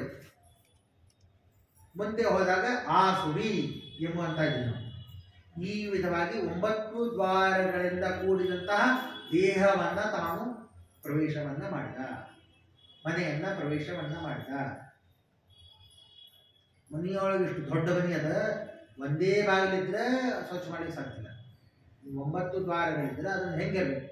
ಒಬ್ಬನೇ ಇಷ್ಟು ದೊಡ್ಡ ಮನೆಯಾಗಿರುವುದು ಹೆಂಗ ಅಂತ ವಿಚಾರವನ್ನ ಮಾಡಿಕೊಂಡು ಒಬ್ಬಳನ್ನ ಮದುವೆಯಾದ. ಒಬ್ಬನೇ ಇರೋದು ಬೇಡ, ಒಬ್ಬಳನ್ನ ಮದುವೆ ಆಗಬೇಕು ಅಂತ ಒಬ್ಬಳನ್ನ ಮದುವೆಯಾದ. ಆ ಮದುವೆ ಆದಂತಹವಳಿಗೆ ನಾಮಕರಣವನ್ನ ಮಾಡಿದ ಪುರಂಜನ. ಆಕೆ ಹೆಸರು ಪುರಂಜನಿ, ಹೆಂಡತಿ ಹೆಸರು ಪುರಂಜನಿಯನ್ನ ಮದುವೆಯಾದ. ಅಲ್ಲಿ ಇರ್ತಕ್ಕಂತಹ ದೇಶವನ್ನು ಇದ್ದ.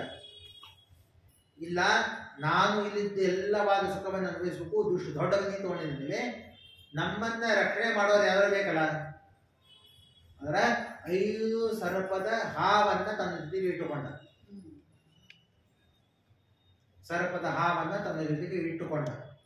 ಇಚ್ಚಿಕೊಂಡು ತಾನು ಕಾರ್ಯವನ್ನು ಮಾಡಲು ಪ್ರಾರಂಭವನ್ನು ಮಾಡಿದ. ಇನ್ನು ಇಷ್ಟು ಇದು ಈ ಊರಿನಿಂದ ಇಂಥ ದೂರ ಊರಿಗೆ ಅಡ್ಡಾಡಬೇಕು. ಊರಿಗೆ ಅಡ್ಡಾಡಬೇಕಾದಾಗ ನಮಗೆ ವಿಶಿಷ್ಟವಾಗಿರುವಂತಹ ನಮಗೆ ಅಡ್ಡಾಡುವುದಕ್ಕಾಗಿ ಒಂದು ರಥ ಬೇಕು ಅನ್ನುವುದಕ್ಕಾಗಿ ಒಂದು ರಥವನ್ನು ತೆಗೆದುಕೊಂಡ. ಆ ರಥದಲ್ಲಿ ಕುಳಿತುಕೊಂಡು ಹೋಗಬೇಕು. ಆ ರಥಕ್ಕೆ ಓಡಿಸುವುದಕ್ಕಾಗಿ ಒಟ್ಟಾರೆ 10 ಕುದುರೆಗಳು, 10 ಕುದುರೆಗಳಿಂದ ಕೂಡಿದಂತಹ ರಥವನ್ನು ತಾನು ಏರಿ ಅಡ್ಡಾಡುವುದಕ್ಕಾಗಿ ಪ್ರಾರಂಭವನ್ನು ಮಾಡಿ ತಾನು ಎಲ್ಲೇ ಬೇಕೋ ಅಲ್ಲಿ ಹೋಗುವುದಕ್ಕಾಗಿ ಸಿದ್ಧನಾದ. ತನ್ನ ಜೊತೆಗೆ ಮದುವೆ ಆದ ಮೇಲೆ ನಾವಕ್ಕಪ್ಪ ಮಕ್ಕಳನ್ನ ಪಡೆಯಬೇಕು. ಮಕ್ಕಳನ್ನ ಪಡೆಯುವುದಕ್ಕಾಗಿ 100 ಮಕ್ಕಳನ್ನು ಪಡೆದ. 100 ಮಕ್ಕಳನ್ನು ಪಡೆದುಕೊಂಡ. 100 ಮಕ್ಕಳನ್ನು ಪಡೆದು ಅನಂತರದಲ್ಲಿ ವಿಶೇಷವಾಗಿರುವಂತಹ ಕಾರ್ಯವನ್ನು ಮಾಡಲು ಪ್ರಾರಂಭವನ್ನು ಮಾಡಿದ. ಮಕ್ಕಳಿಗೆ ಸಾಕಬೇಕು, ಇವುಗಳನ್ನು ಮಾಡಬೇಕು, ಪೋಷಣೆಯನ್ನು ಮಾಡಬೇಕು, ಎಲ್ಲ ಕಾರ್ಯಗಳನ್ನು ಮಾಡಬೇಕು. ಅಪೇಕ್ಷೆಗಳು ಆಕಾಂಕ್ಷೆಗಳು ಹೆಂಡತಿ ಮಕ್ಕಳಾದ ಮೇಲೆ ಮನೆಯಲ್ಲಿ ಸಮೃದ್ಧವಾಗಿ ಬೆಳೀತಾ ಹೋಗುವುದು. ಇವರ ಬೆಳೆಯುವ ಸಂಪತ್ತನ್ನು ನೋಡಿ ಇವರನ್ನ ನಾನು ಹೊಡೆಯಬೇಕು ಅಂತ ಬೇರೆ ದೇಶದವರು ಇವರ ಮೇಲೆ ದಾಳಿಯನ್ನು ಮಾಡಿದರು. ಆ ದೇಶದ ದಾಳಿಯನ್ನ ಮಾಡುವಂತಹ ವ್ಯಕ್ತಿ, ಅವನ ಹೆಸರು ಚಂಡೇಶ್ವರ. ಚಂಡ ಅಂತ ಅವನ ಹೆಸರು. ಆ ಚಂಡ ವೇಗ ಅವನು ಬಂದು ಪ್ರವೇಶವನ್ನ ಮಾಡಿದ. ಯುದ್ಧಕ್ಕೆ ಬಂದ ಮೇಲೆ ಇವನು ತನ್ನಗೆ ಸೈನಿಕರು ಬೇಕು ಅಂತ ವಿಚಾರವನ್ನ ಮಾಡಿ ಆಗ 360 ಜನ ಸೈನಿಕರನ್ನು ಇಟ್ಟುಕೊಂಡ. ಯುದ್ಧವನ್ನು ಆಡುವುದಕ್ಕಾಗಿ ಆ ಸೈನಿಕರನ್ನು ಇಟ್ಟುಕೊಂಡು ಆ ಸೈನಿಕರ ಜೊತೆಗೆ ಅವನ ಜೊತೆಗೆ ಹೊಡೆದಾಡಿದ. ಆ ಚಂಡೇಶ್ವರನ ಓಡಿಸಿಬಿಟ್ಟ. ಓಡಿ ಹೋಗ್ಬಿಟ್ಟ ಚಂಡೇಶ್ವರ. ಚಂಡ ವೇಗದಿಂದ ಓಡಿ ಹೋಗ್ಬಿಟ್ಟ. ಆಗಿದೆ ಅನ್ನೋದಕ್ಕಾಗಿ ಹೋದ. ಏನಪ್ಪ ಇವರು ಚಂಡೇಶ್ವರ ನನ್ನಿಂದ ಓಡಿ ಹೋಗ್ಬಿಟ್ಟ, ಮುಂದೆ ಬೋಧಾಯ್ತು, ಮುಗಿತು, ನಾನು ಸುಖವಾಗಿರ್ಬೋದು ಅಂತ ಮತ್ತೆ ಸುಖವಾಗಿ ತಾನು ಇರಲು ಪ್ರಾರಂಭವನ್ನ ಮಾಡಿದ. ಆಮೇಲೆ ಅದಿದ್ದಾಗ ಸ್ವಲ್ಪ ದಿವಸ ಆದ ನಂತರ ಆಗ ಚಂಡೇಶ್ವರ ಅವನಿಗೆ 2 ಮಕ್ಕಳು. ಎಂದ ನಮ್ಮಿಂದ ಆಗದೇ ಇರುವ ಕೆಲಸ ಮಕ್ಕಳು ಮಾಡಲಿ ಅನ್ನುವುದನ್ನ ವಿಚಾರವನ್ನ ಮಾಡಿ ಒಬ್ಬೊಬ್ಬರಾಗಿ ಹೋಗುದು. ಒಮ್ಮೆ 2 ಹೋಗಬೇಡ ಅಂತ. 2 ಮಕ್ಕಳ ಹೆಸರನ್ನು ಹೇಳ್ತಾರೆ. ಒಬ್ಬ ಜ್ವರ, ಒಬ್ಬ ಪ್ರಜ್ವರ. ಒಬ್ಬ ಜ್ವರ, ಇನ್ನೊಬ್ಬ ಪ್ರಜ್ವರ ಅಂತ. ಅವರೆಲ್ಲಿಯೂ ಹೋದರು. ಅವರು ತಮ್ಮ ಜೊತೆಗೆ ಸೈನಿಕರನ್ನು ಕರೆದುಕೊಂಡು ಹೋದರು. ಇನ್ನು ಮೇಲೆ ನಾವು ಬಿಡ್ಲಿಕ್ಕಿಲ್ಲ. ಹೋದಂದ್ರೆ ಕ್ರಮೇಣ ಒಮ್ಮೆ ನಾವು ಹೋದಂಗೆ ದಾಳಿ ಮಾಡಿಬಿಟ್ರೆ ಉಪಯೋಗ ಬರುವುದಿಲ್ಲ. ನಾವು ಕ್ರಮವಾಗಿ ಅವನನ್ನ ನಾಶ ಮಾಡೋಣ ಅಂತ ವಿಚಾರವನ್ನ ಮಾಡಿ ಆಗ ನಾನು ಹೋಗಿ ಕ್ರಮೇಣ ಒಂದೊಂದಾಗಿ ಮೊದಲಿಗೆ ಹೋದವು. ಮೊದಲಿಗೆ ರಾಜನ ಮೇಲೆ ದಾಳಿಯನ್ನ ಮಾಡಲಿಲ್ಲ. ಜ್ವರ ಪ್ರಜ್ವರಾದಿಗಳು ಯಾರ ಮೇಲೆ ದಾಳಿಯನ್ನ ಮಾಡಿದ್ರು? ಮೊದಲಿಗೆ ತಾವು ದಾಳಿಯನ್ನ ಮಾಡಿ 360 ಜನರ ಸೈನಿಕರನ್ನು ಸಂಹಾರ ಮಾಡಿದರು. ಈ ಸೈನಿಕ ಸತ್ತ ಮೇಲೆ ಅವನಿಗೆ ಬಲ ಕಡಿಮೆ ಆಗಿದೆ. ಇಲ್ಲಪ್ಪ, ಅವನಲ್ಲಿ 10 ಮಂದಿ ಮಕ್ಕಳಿದ್ದಾರಲ್ಲ, 100 ಜನ ಮಕ್ಕಳು. 100 ಜನ ಮಕ್ಕಳನ್ನ ಪ್ರತಿದಿನ ಒಬ್ಬೊಬ್ಬರನ್ನ ಕರೆದುಕೊಂಡು ಹೋಗ್ತಾ ಇದ್ರು. ಒಂದೊಂದು ಒಬ್ಬೊಬ್ಬರನ್ನಾಗಿ ಬರ್ತಾ ಹೋದ್ರು. ಒಮ್ಮೆ ಎಲ್ಲಾನು ಹೊಡಿಲಿಕ್ಕೆ ಹೋಗ್ಲಿಲ್ಲ. ಒಬ್ಬೊಬ್ಬರಾಗಿ ಸಂಹಾರ ಮಾಡ್ತಾರೆ. 100 ಮಂದಿ ಮಕ್ಕಳು ಹೋದ್ರು, ಸೈನಿಕರು ಹೋದ್ರು. ಎಲ್ಲರೂ ಹೋದ ಮೇಲೆ ಏನ ಮಾಡಬೇಕಪ್ಪ ಅಂದ ಮೇಲೆ 5 ಸರ್ಪದ ಹಾವಿಗೆ ಅವನ ಕಡೆ ರಕ್ಷಣೆ ಮಾಡುವುದಕ್ಕಾಗಿ ಅಷ್ಟೇ ಅಲ್ಲ, ಆ ಹಾವದಲ್ಲ, ಆ ಹಾವಿನಲ್ಲಿದ್ದಂತಹ ವಿಷವನ್ನ ನಾಶ ಮಾಡ್ತಾರೆ. ವಿಷವನ್ನ ನಾಶ ಮಾಡಿದ ಮೇಲೆ ಬಲಹೀನವಾಗಿ ಬಿಡ್ತಾರೆ. ಬಲಹೀನವಾದ ಮೇಲೆ ಆಮೇಲೆ ಏನು ಯಾರೂ ನಿಲ್ಲಕ್ಕಾಗಲಿಲ್ಲ. ಆಮೇಲೆ ಆಗ ತನ್ನ ತಂದೆಯನ್ನು ಚಂಡೇಶ್ವರನ ಕರೆದು ಚಂಡವನ್ನ ಆಡಿದರು. ಇದೇ ಜೀವನ ಅಂತ ನಾರದರು ಪರಿಷತ್ತಿಗೆ ಹೇಳ್ತಾರೆ. ಇದರಲ್ಲಿ ಇರ್ತಕ್ಕಂತಹ ತಥ್ಯವನ್ನು ನಾವು ವಿಶೇಷವಾಗಿ ತಿಳಿಸಿಕೊಡ್ತಾರೆ. ಏನಪ್ಪಾ ಇದರ ಅಂದ್ರೆ 9 ದ್ವಾರ ಉಳ್ಳಂತಹ ಮನೆಯನ್ನ ಪ್ರವೇಶವನ್ನ ಮಾಡಿದ ಅಂದ್ರೆ ಅದು ನಾವು ಇರುವಂತಹ ದೇಹ. ನಾವು ಇರುವಂತಹ ದೇಹವೇ 9 ದ್ವಾರ ಉಳ್ಳಂತಹ ಒಂದು ದೇಹ. ಅಲ್ಲಿ ಇರತಕ್ಕಂತಹ ಅವನಿಗೆ ಇರುವಂತಹ 10 ಜನ ನಿತ್ಯದಲ್ಲಿ ಮಾಡುವಂತಹ ಸೇವಕರು, ಅವರೇ 10 ಇಂದ್ರಿಯಗಳು, 10 ಮಂದಿ ಇಂದ್ರಿಯಗಳು. ಆದ ಕಾರಣ ಮತ್ತೆ ನಮ್ಮಲ್ಲಿರುವಂತಹ ವಿಶೇಷವಾಗಿರುವಂಥದ್ದು ಈ 5 ಹಡಿಯ ಸರ್ಪ ಅಂದಾಗ ವಿಶಿಷ್ಟವಾದ ಶಕ್ತಿಗಳಂತ ಅಂದ್ರೆ ಅವರು ಇರ್ತಕ್ಕಂತಹ ಪಂಚ ಜ್ಞಾನೇಂದ್ರಿಯಗಳು, ಪಂಚ ಕರ್ಮೇಂದ್ರಿಯಗಳು, ಇವು ಸರಿಯಾಗಿ ಕೆಲಸವನ್ನ ಮಾಡ್ತಾವಿಲ್ಲ ಸೇವಕರು ಅನ್ನುವುದಕ್ಕಾಗಿ ಒಂದು ದಿವ್ಯವಾದ ಮನಸ್ಸು, ಮಂತ್ರಿ ಇದ್ದಂಗೆ. ಮನಸ್ಸು ನಮ್ಮಲ್ಲಿ ದೇಹದಲ್ಲಿದ್ದ ಮಂತ್ರಿ. ಈ ದೇಹವೆಂಬುವಂತಹ ರಥವನ್ನೇ ಕೂಡಿಕೊಂಡು ಓಡಿಸ್ಬೇಕು. ಈ 10 ಜನರನ್ನ ಮುಂದೆ ಮಾಡಿಕೊಂಡು ಓಡಿಸ್ಬೇಕು. 10 ಕುದುರೆಗಳು ಅದನ್ನು ಮುಂದೆ ಮಾಡಿಕೊಂಡು ಓಡಿಸುವಂತಹದ್ದೇ ಈ ದೇಹವೆಂಬುವಂತಹ ರಥವನ್ನು ಓಡಿಸ್ತಾ ಇದೆ. ಸರಿಯಾದ ಕ್ರಮದಲ್ಲಿ ದಿಕ್ಕ ತಪ್ಪದೇನೆ ಓಡದೇ ಇದ್ದಂತೆ ಮಾಡುವುದೇ ಮನಸ್ಸು. ಅದನ್ನು ಮಾಡಿಕೊಂಡು ಈ ದೇಹಕ್ಕೆ 9 ನವರೇಂದ್ರಗಳು. ಅದರಲ್ಲಿ ಇರತಕ್ಕಂತಹ ಒಂದು ವಿಶೇಷತೆ ಏನು ಹೇಳ್ತಾರೆ, ಒಂದು ಇರತಕ್ಕಂತಹ ದೇವಗು ಎಂಬುವಂತಹ ಇದು. ಆ ದೇವಗು ಎಂಬುವಂಥದ್ದೇನಿದೆ ಅದರಲ್ಲಿ ಇರತಕ್ಕಂತಹ ಒಂದು ವಿಶಿಷ್ಟ ಅಂದ್ರೆ ವಿಶೇಷವಾಗಿರುವಂಥದ್ದು. ಅದು ಏನು ಮಾಡುತ್ತೆ ಅಂದರೆ, ಇನ್ನೊಂದು ಪಿತೃಗು, 2 ವಿಧವಾಗಿರುವಂಥದ್ದು. ಇದು ನಮಗೆ ಕರೆದುಕೊಂಡು ಹೋಗುವುದು ದೇವಗು, ಕರೆದುಕೊಂಡು ಹೋಗುವಂಥದ್ದು ಶ್ರುತದೇಶ. ಶ್ರುತದೇಶ ಯಾವುದಪ್ಪ ಅಂದರೆ ಶ್ರವಣಾದಿಗಳು. ಶ್ರುತ ಅಂದರೆ ಇದು ಶ್ರವಣಾದಿಗಳು. ನಮ್ಮ ಬಲಕಿವಿಯಿಂದಾಗಿ ಮಂತ್ರೋಪದೇಶವನ್ನ ಪಡೆಯುವಂತಹ ಬಲಕಿವಿ, ಇದು ದೇವಗು. ಆ ಮಂತ್ರವನ್ನ ಕೇಳ್ತೀವಿ, ಕೇಳಿಕೊಂಡಂತಹ ಬಲಕಿವಿಯಿಂದ ಕೇಳಿಕೊಂಡಂತಹ ಶಬ್ದಗಳನ್ನ ಅಲ್ಲೇ ಇಟ್ಟುಕೊಳ್ಳುವಂಥದ್ದು. 2ನೇದು ಎಡಗಿವಿ. ಆ ಎಡಗಿವಿಯಿಂದ ಕೇಳಿದ್ದನ್ನೇ ಮಾಡಬೇಕು, ಪಿತೃಗು ಅಂತ ಹೇಳಿದ್ರು. ಅಂದಾಗ ಪಿತೃಗು ಶಬ್ದದಲ್ಲಿ ಕೇಳಿದಂಥದ್ದನ್ನ ತ್ಯಾಗವನ್ನ ಮಾಡಬೇಕು. ಏನು ನಾವು ಮತ್ತೊಬ್ಬರಿಂದಾಗಿ ನಮ್ಮನ್ನ ಬೈಯುವ ಶಬ್ದಗಳನ್ನು ಕೇಳಿದಾಗ ತಿರಿಯಾಗಿ ನಮ್ಮಲ್ಲಿ ಕ್ರೋಧವನ್ನು ತಿರಿಯಾಗಿ ಬೈಬೇಡಿ, ಪುಣ್ಯ ಹೋಗಿಬಿಡತ್ತೆ. ಕೇಳಿದಂತಹ ಪಾಪವನ್ನ ನಾವರಿಗೆ ಬೈಗಳನ್ನ ಕೇಳಿಕೊಂಡು ಎಡಗಿವಿಯಿಂದ ಕೇಳಿಕೊಂಡು ಬಲಕಿವಿಯಿಂದ ಬಿಟ್ಟು ಬಿಡಿ. ಬಲಕಿವಿಯಿಂದ ಕೇಳಿದ್ದನ್ನ ಎಡಗಿವಿಯಿಂದ ಬಿಡಬೇಡಿ ಅನ್ನುವುದಕ್ಕಾಗಿ ಬಲಕಿವಿಯಲ್ಲಿ ಶಾಸ್ತ್ರ, ದೇವರ ನಾಮ, ಗುಣಗಳು, ಮಹಿಮೆಗಳು, ಚಿಂತನೆಗಳು ಎಲ್ಲವೂ ಕೂಡ ಕೇಳಬೇಕಾದಾಗ ಬಲಕಿವಿಯಿಂದ ಕೇಳಬೇಕು ಅನ್ನುವುದಕ್ಕಾಗಿ ಬಿಡುವುದಕ್ಕಾಗಿ ಎಡಗಿವಿ ಕೊಟ್ಟೇವು. 2ನೇ ಕಿವಿ 2ನೇದು ಯಾಕೆ ಕೊಟ್ಟ ದೇವರು? ಈ ಕಡೆ ಬೇಯ್ದಿದ್ದನ್ನ ಬಿಡುವುದಕ್ಕಾಗಿ ಕೊಟ್ಟರು.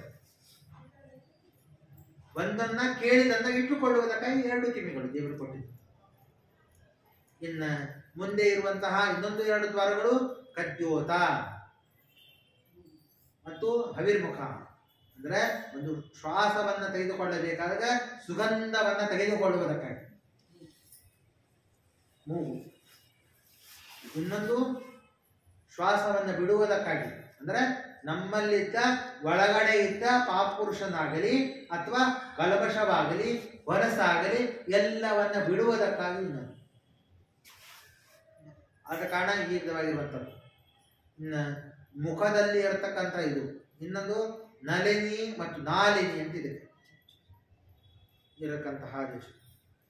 ಇನ್ನು ಕದ್ಯೋತ ಅಂತ ಏನು ಹೇಳಿದ್ವಿ, ಆ ಕದ್ಯೋತಕ್ಕೆ 2, ಒಂದಂದ್ರೆ ದ್ಯುವಂತ ಮತ್ತು ವಿಭ್ರಾಜಿತ ಅಂತ, ಯಾವಿರ್ಮುಖ ಅಂತ.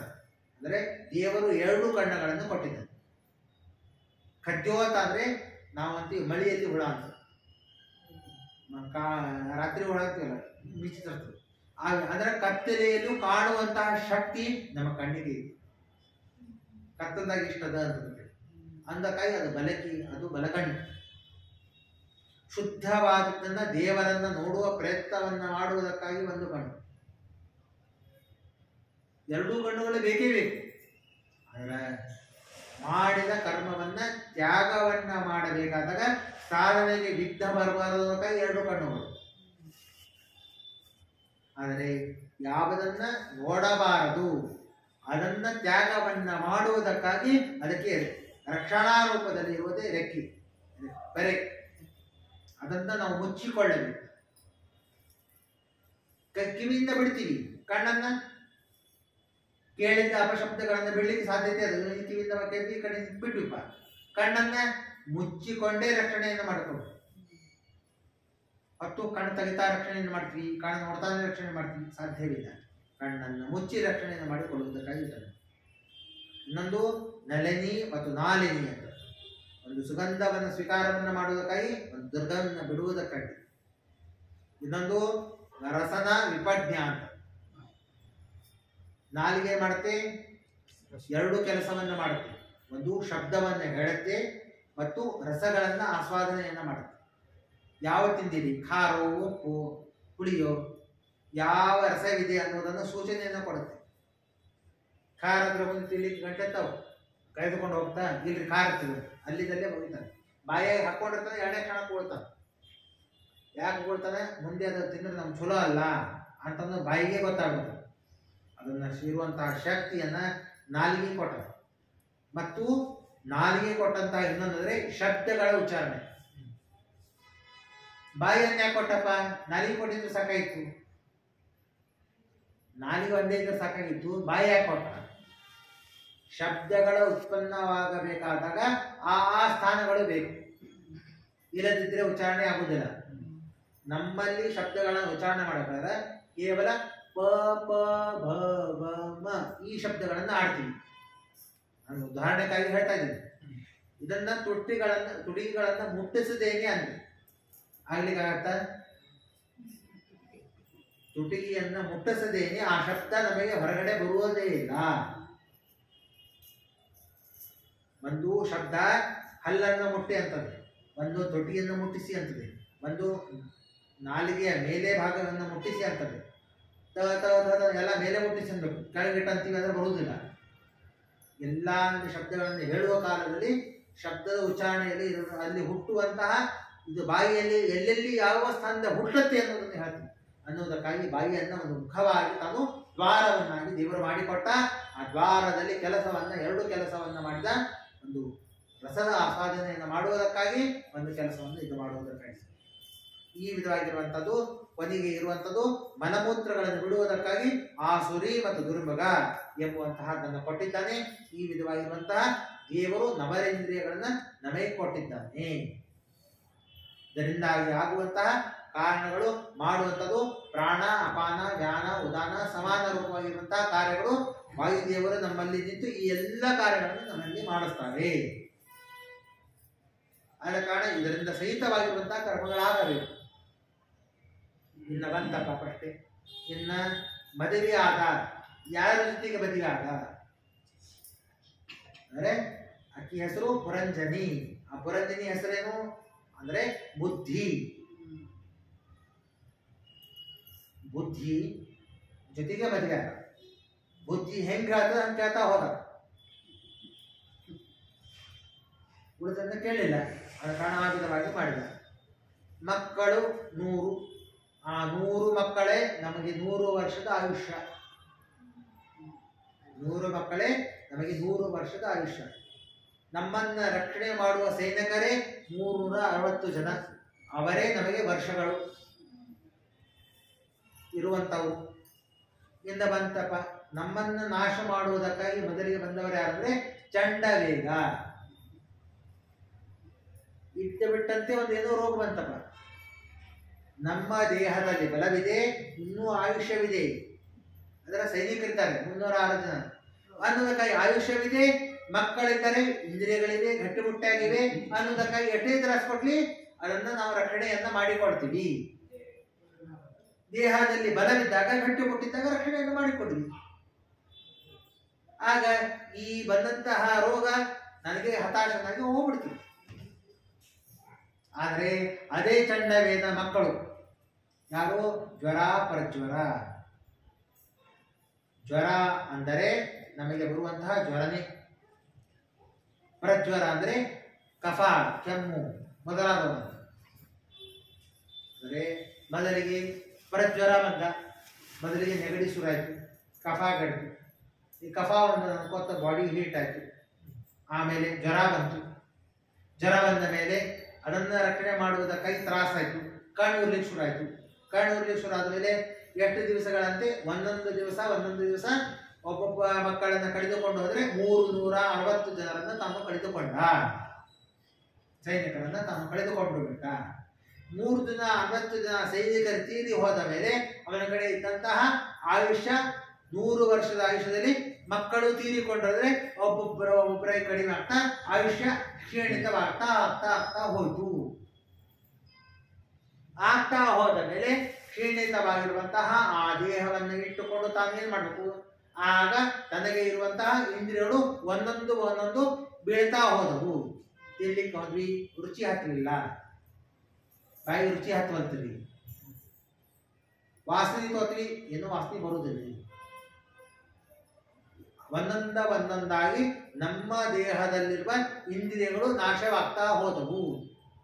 ಅಂದರೆ ನಮ್ಮ ಜೊತೆಗೆ ಇಂದ್ರಿಯಗಳು ನಾಶವಾದವು, ಆಯುಷ್ಯವೂ ಮುಗಿತು, ಮಕ್ಕಳು ತೀರಿದ್ರು. ಆಮೇಲೆ ಏನಾಗತ್ತೆ? ಎಲ್ಲರೂ ಹೋದ ಮೇಲೆ ಬುದ್ಧಿ ಭ್ರಂಶವಾಯಿತು. ಹೆಂಡತಿ ಹೋಗ್ಬೇಕಲ್ಲ ಕೊನೆಗೆ, ಹೆಂಡತಿ ಬಿಟ್ಟು ಹೋಗ್ಬಿಟ್ಟು. ಯಾಕೆ ಇದನ್ನು ಹೇಳಿದ್ರಪ್ಪ? ಇದರ ಜೊತೆಗೆ ನಮ್ಗೆ ವಿಶೇಷವಾಗಿ ತಿಳಿಸ್ತಾರೆ. ನಾವು ಮಾಡಬೇಕಾದ ಕ್ರಮಕ್ಕೆ ಮೊದಲಿಗೆ ಕೈಯನ್ನು ಮುಂದೆ ಓಡಿಸಿದ್ರು. ಕೈ ಸರಿಯಾಗಿ ಆಗಲಿಲ್ಲ, ಬಾಯಿಯಲ್ಲಿ ಹಾಕೊಂಡ, ರುಚಿ ಸೇರಲಿಲ್ಲ. ಹಾಕೋಬೇಕಂತ ಹಿಡಿಲಿಕ್ಕೆ ಹೋದ, ಕಣ್ಣು ಕಾಣಿಸ್ಲಿಲ್ಲ. ತಿನ್ರಿ ಅಂತ ಕೇಳಿಗತ್ತರು ಮಕ್ಕಳು, ಕೇಳಿಸ್ಲಿಲ್ಲ. ಇದ್ರೂ ಕೂಡ ಅವನಿಗೆ ಅಭಿಮಾನ ಹೋಗಲಿಲ್ಲ. ಆದರೆ ಏತು ನಾನು ಮಾಡಬೇಕು ಎಂಬ ಬುದ್ಧಿ ಹೆಂಡ್ತಿತ್ತು. ನಾ ಹಿಂಗೆ ಇರಬೇಕು, ನಾ ಹಿಂಗೆ ಮಾಡಬೇಕು, ನನ್ನ ಮೇಲೆ ದೇಹದ ಮೇಲೆ ಅಭಿಮಾನವರೆಗೆ ಇರುವವರೆಗೂ ಕೂಡ ಬುದ್ಧಿ ಜೊತೆಗೆ. ಯಾವಾಗ ಬುದ್ಧಿ ಭ್ರಂಶವಾಗಿ ಬರ್ತದೆ, ಅಕಾಳ ಸಕಾಳ ಮಾಡಿ ಶುರು ಮಾಡ್ತಾರೆ. ಯಾರು ಮಾಡಿಕತ್ತ ಅವರಿಗೆ ಗೊತ್ತಾಗುವುದಿಲ್ಲ, ಏನ್ ಮಾಡ್ತಾರೆ ಅವ್ರಿಗೆ ತಿಳಿಯುವುದಿಲ್ಲ. ಹಾಗೆ ನಮ್ಮ ಜೀವನವಾಗಿ ಬಿಡುತ್ತೆ. ದೇಹ ಎಲ್ಲ ಇಂದ್ರಿಯಗಳು ನಾಶವಾದ ಮೇಲೆಯೂ ಕೂಡ ಜೀವ ಇದ್ದ, ಜೀವ ನಾಶ ಆಗಿಲ್ಲ. ದೇಹದಲ್ಲಿ ಹಾಗೇನೇ ಇದ್ದ. ಹಾಗೆ ಇದ್ದ ಮೇಲೆ ಆಗ ಅವನಿಗೆ ಕೇಳಿದ್ರು, ಇಷ್ಟೆಲ್ಲ ಆದ ಮೇಲೆ ಏನಾಯ್ತು? ಪ್ರಸಂಗ ಏನು ಬಂತು, ಏನಾಯ್ತು ಅಂದರೆ ದೇವರು ಯಾರಿಗೆ ಶರಣವನ್ನು ಹೊಂದಿದ? ಒಬ್ಬೊಬ್ಬರಾಗಿ ಮಕ್ಕಳಿಗೆ ಕೇಳ್ದ, ಹೆಂಡತಿ ಕೇಳ್ದ, ಇವ್ರಿಗೆ ಕೇಳ್ದ, ಅವ್ರಿಗೆ ಕೇಳ್ದ. ಯಾರು ಕೈ ಕೊಡೋದು? ಎಲ್ಲರೂ ಕೈ ಕೊಟ್ಟು ಹೋದ್ಮೇಲೆ ಯಾರಿಗೆ ಕೇಳ್ಕೊಂಡು ದಿಕ್ಕ ತಪ್ಪಿ ಉತ್ತರ ದಿಕ್ಕಿನಲ್ಲಿ ಹೊಂಟಿದಾಗ ಆಗ ಒಬ್ಬ ಸಿಕ್ಕ, ಅವನೇ ಅವನ ಗೆಳೆಯ. ಹೋಗಬೇಡಪ್ಪ, ಹೀಗಿರು ಅಂತ ಉಪದೇಶವನ್ನ ಮಾಡುವುದಕ್ಕಾಗಿ ಒಬ್ಬ ಉತ್ತಮನಾದ ಗೆಳೆಯ ಸಿಕ್ಕ. ಅವ ಅಂದ, ನೀ ಎಷ್ಟು ಜೊತೆಗಿರ್ತೀಯ ಅಷ್ಟು ಜೊತೆ ನಾ ಇರ್ತೀನಿ.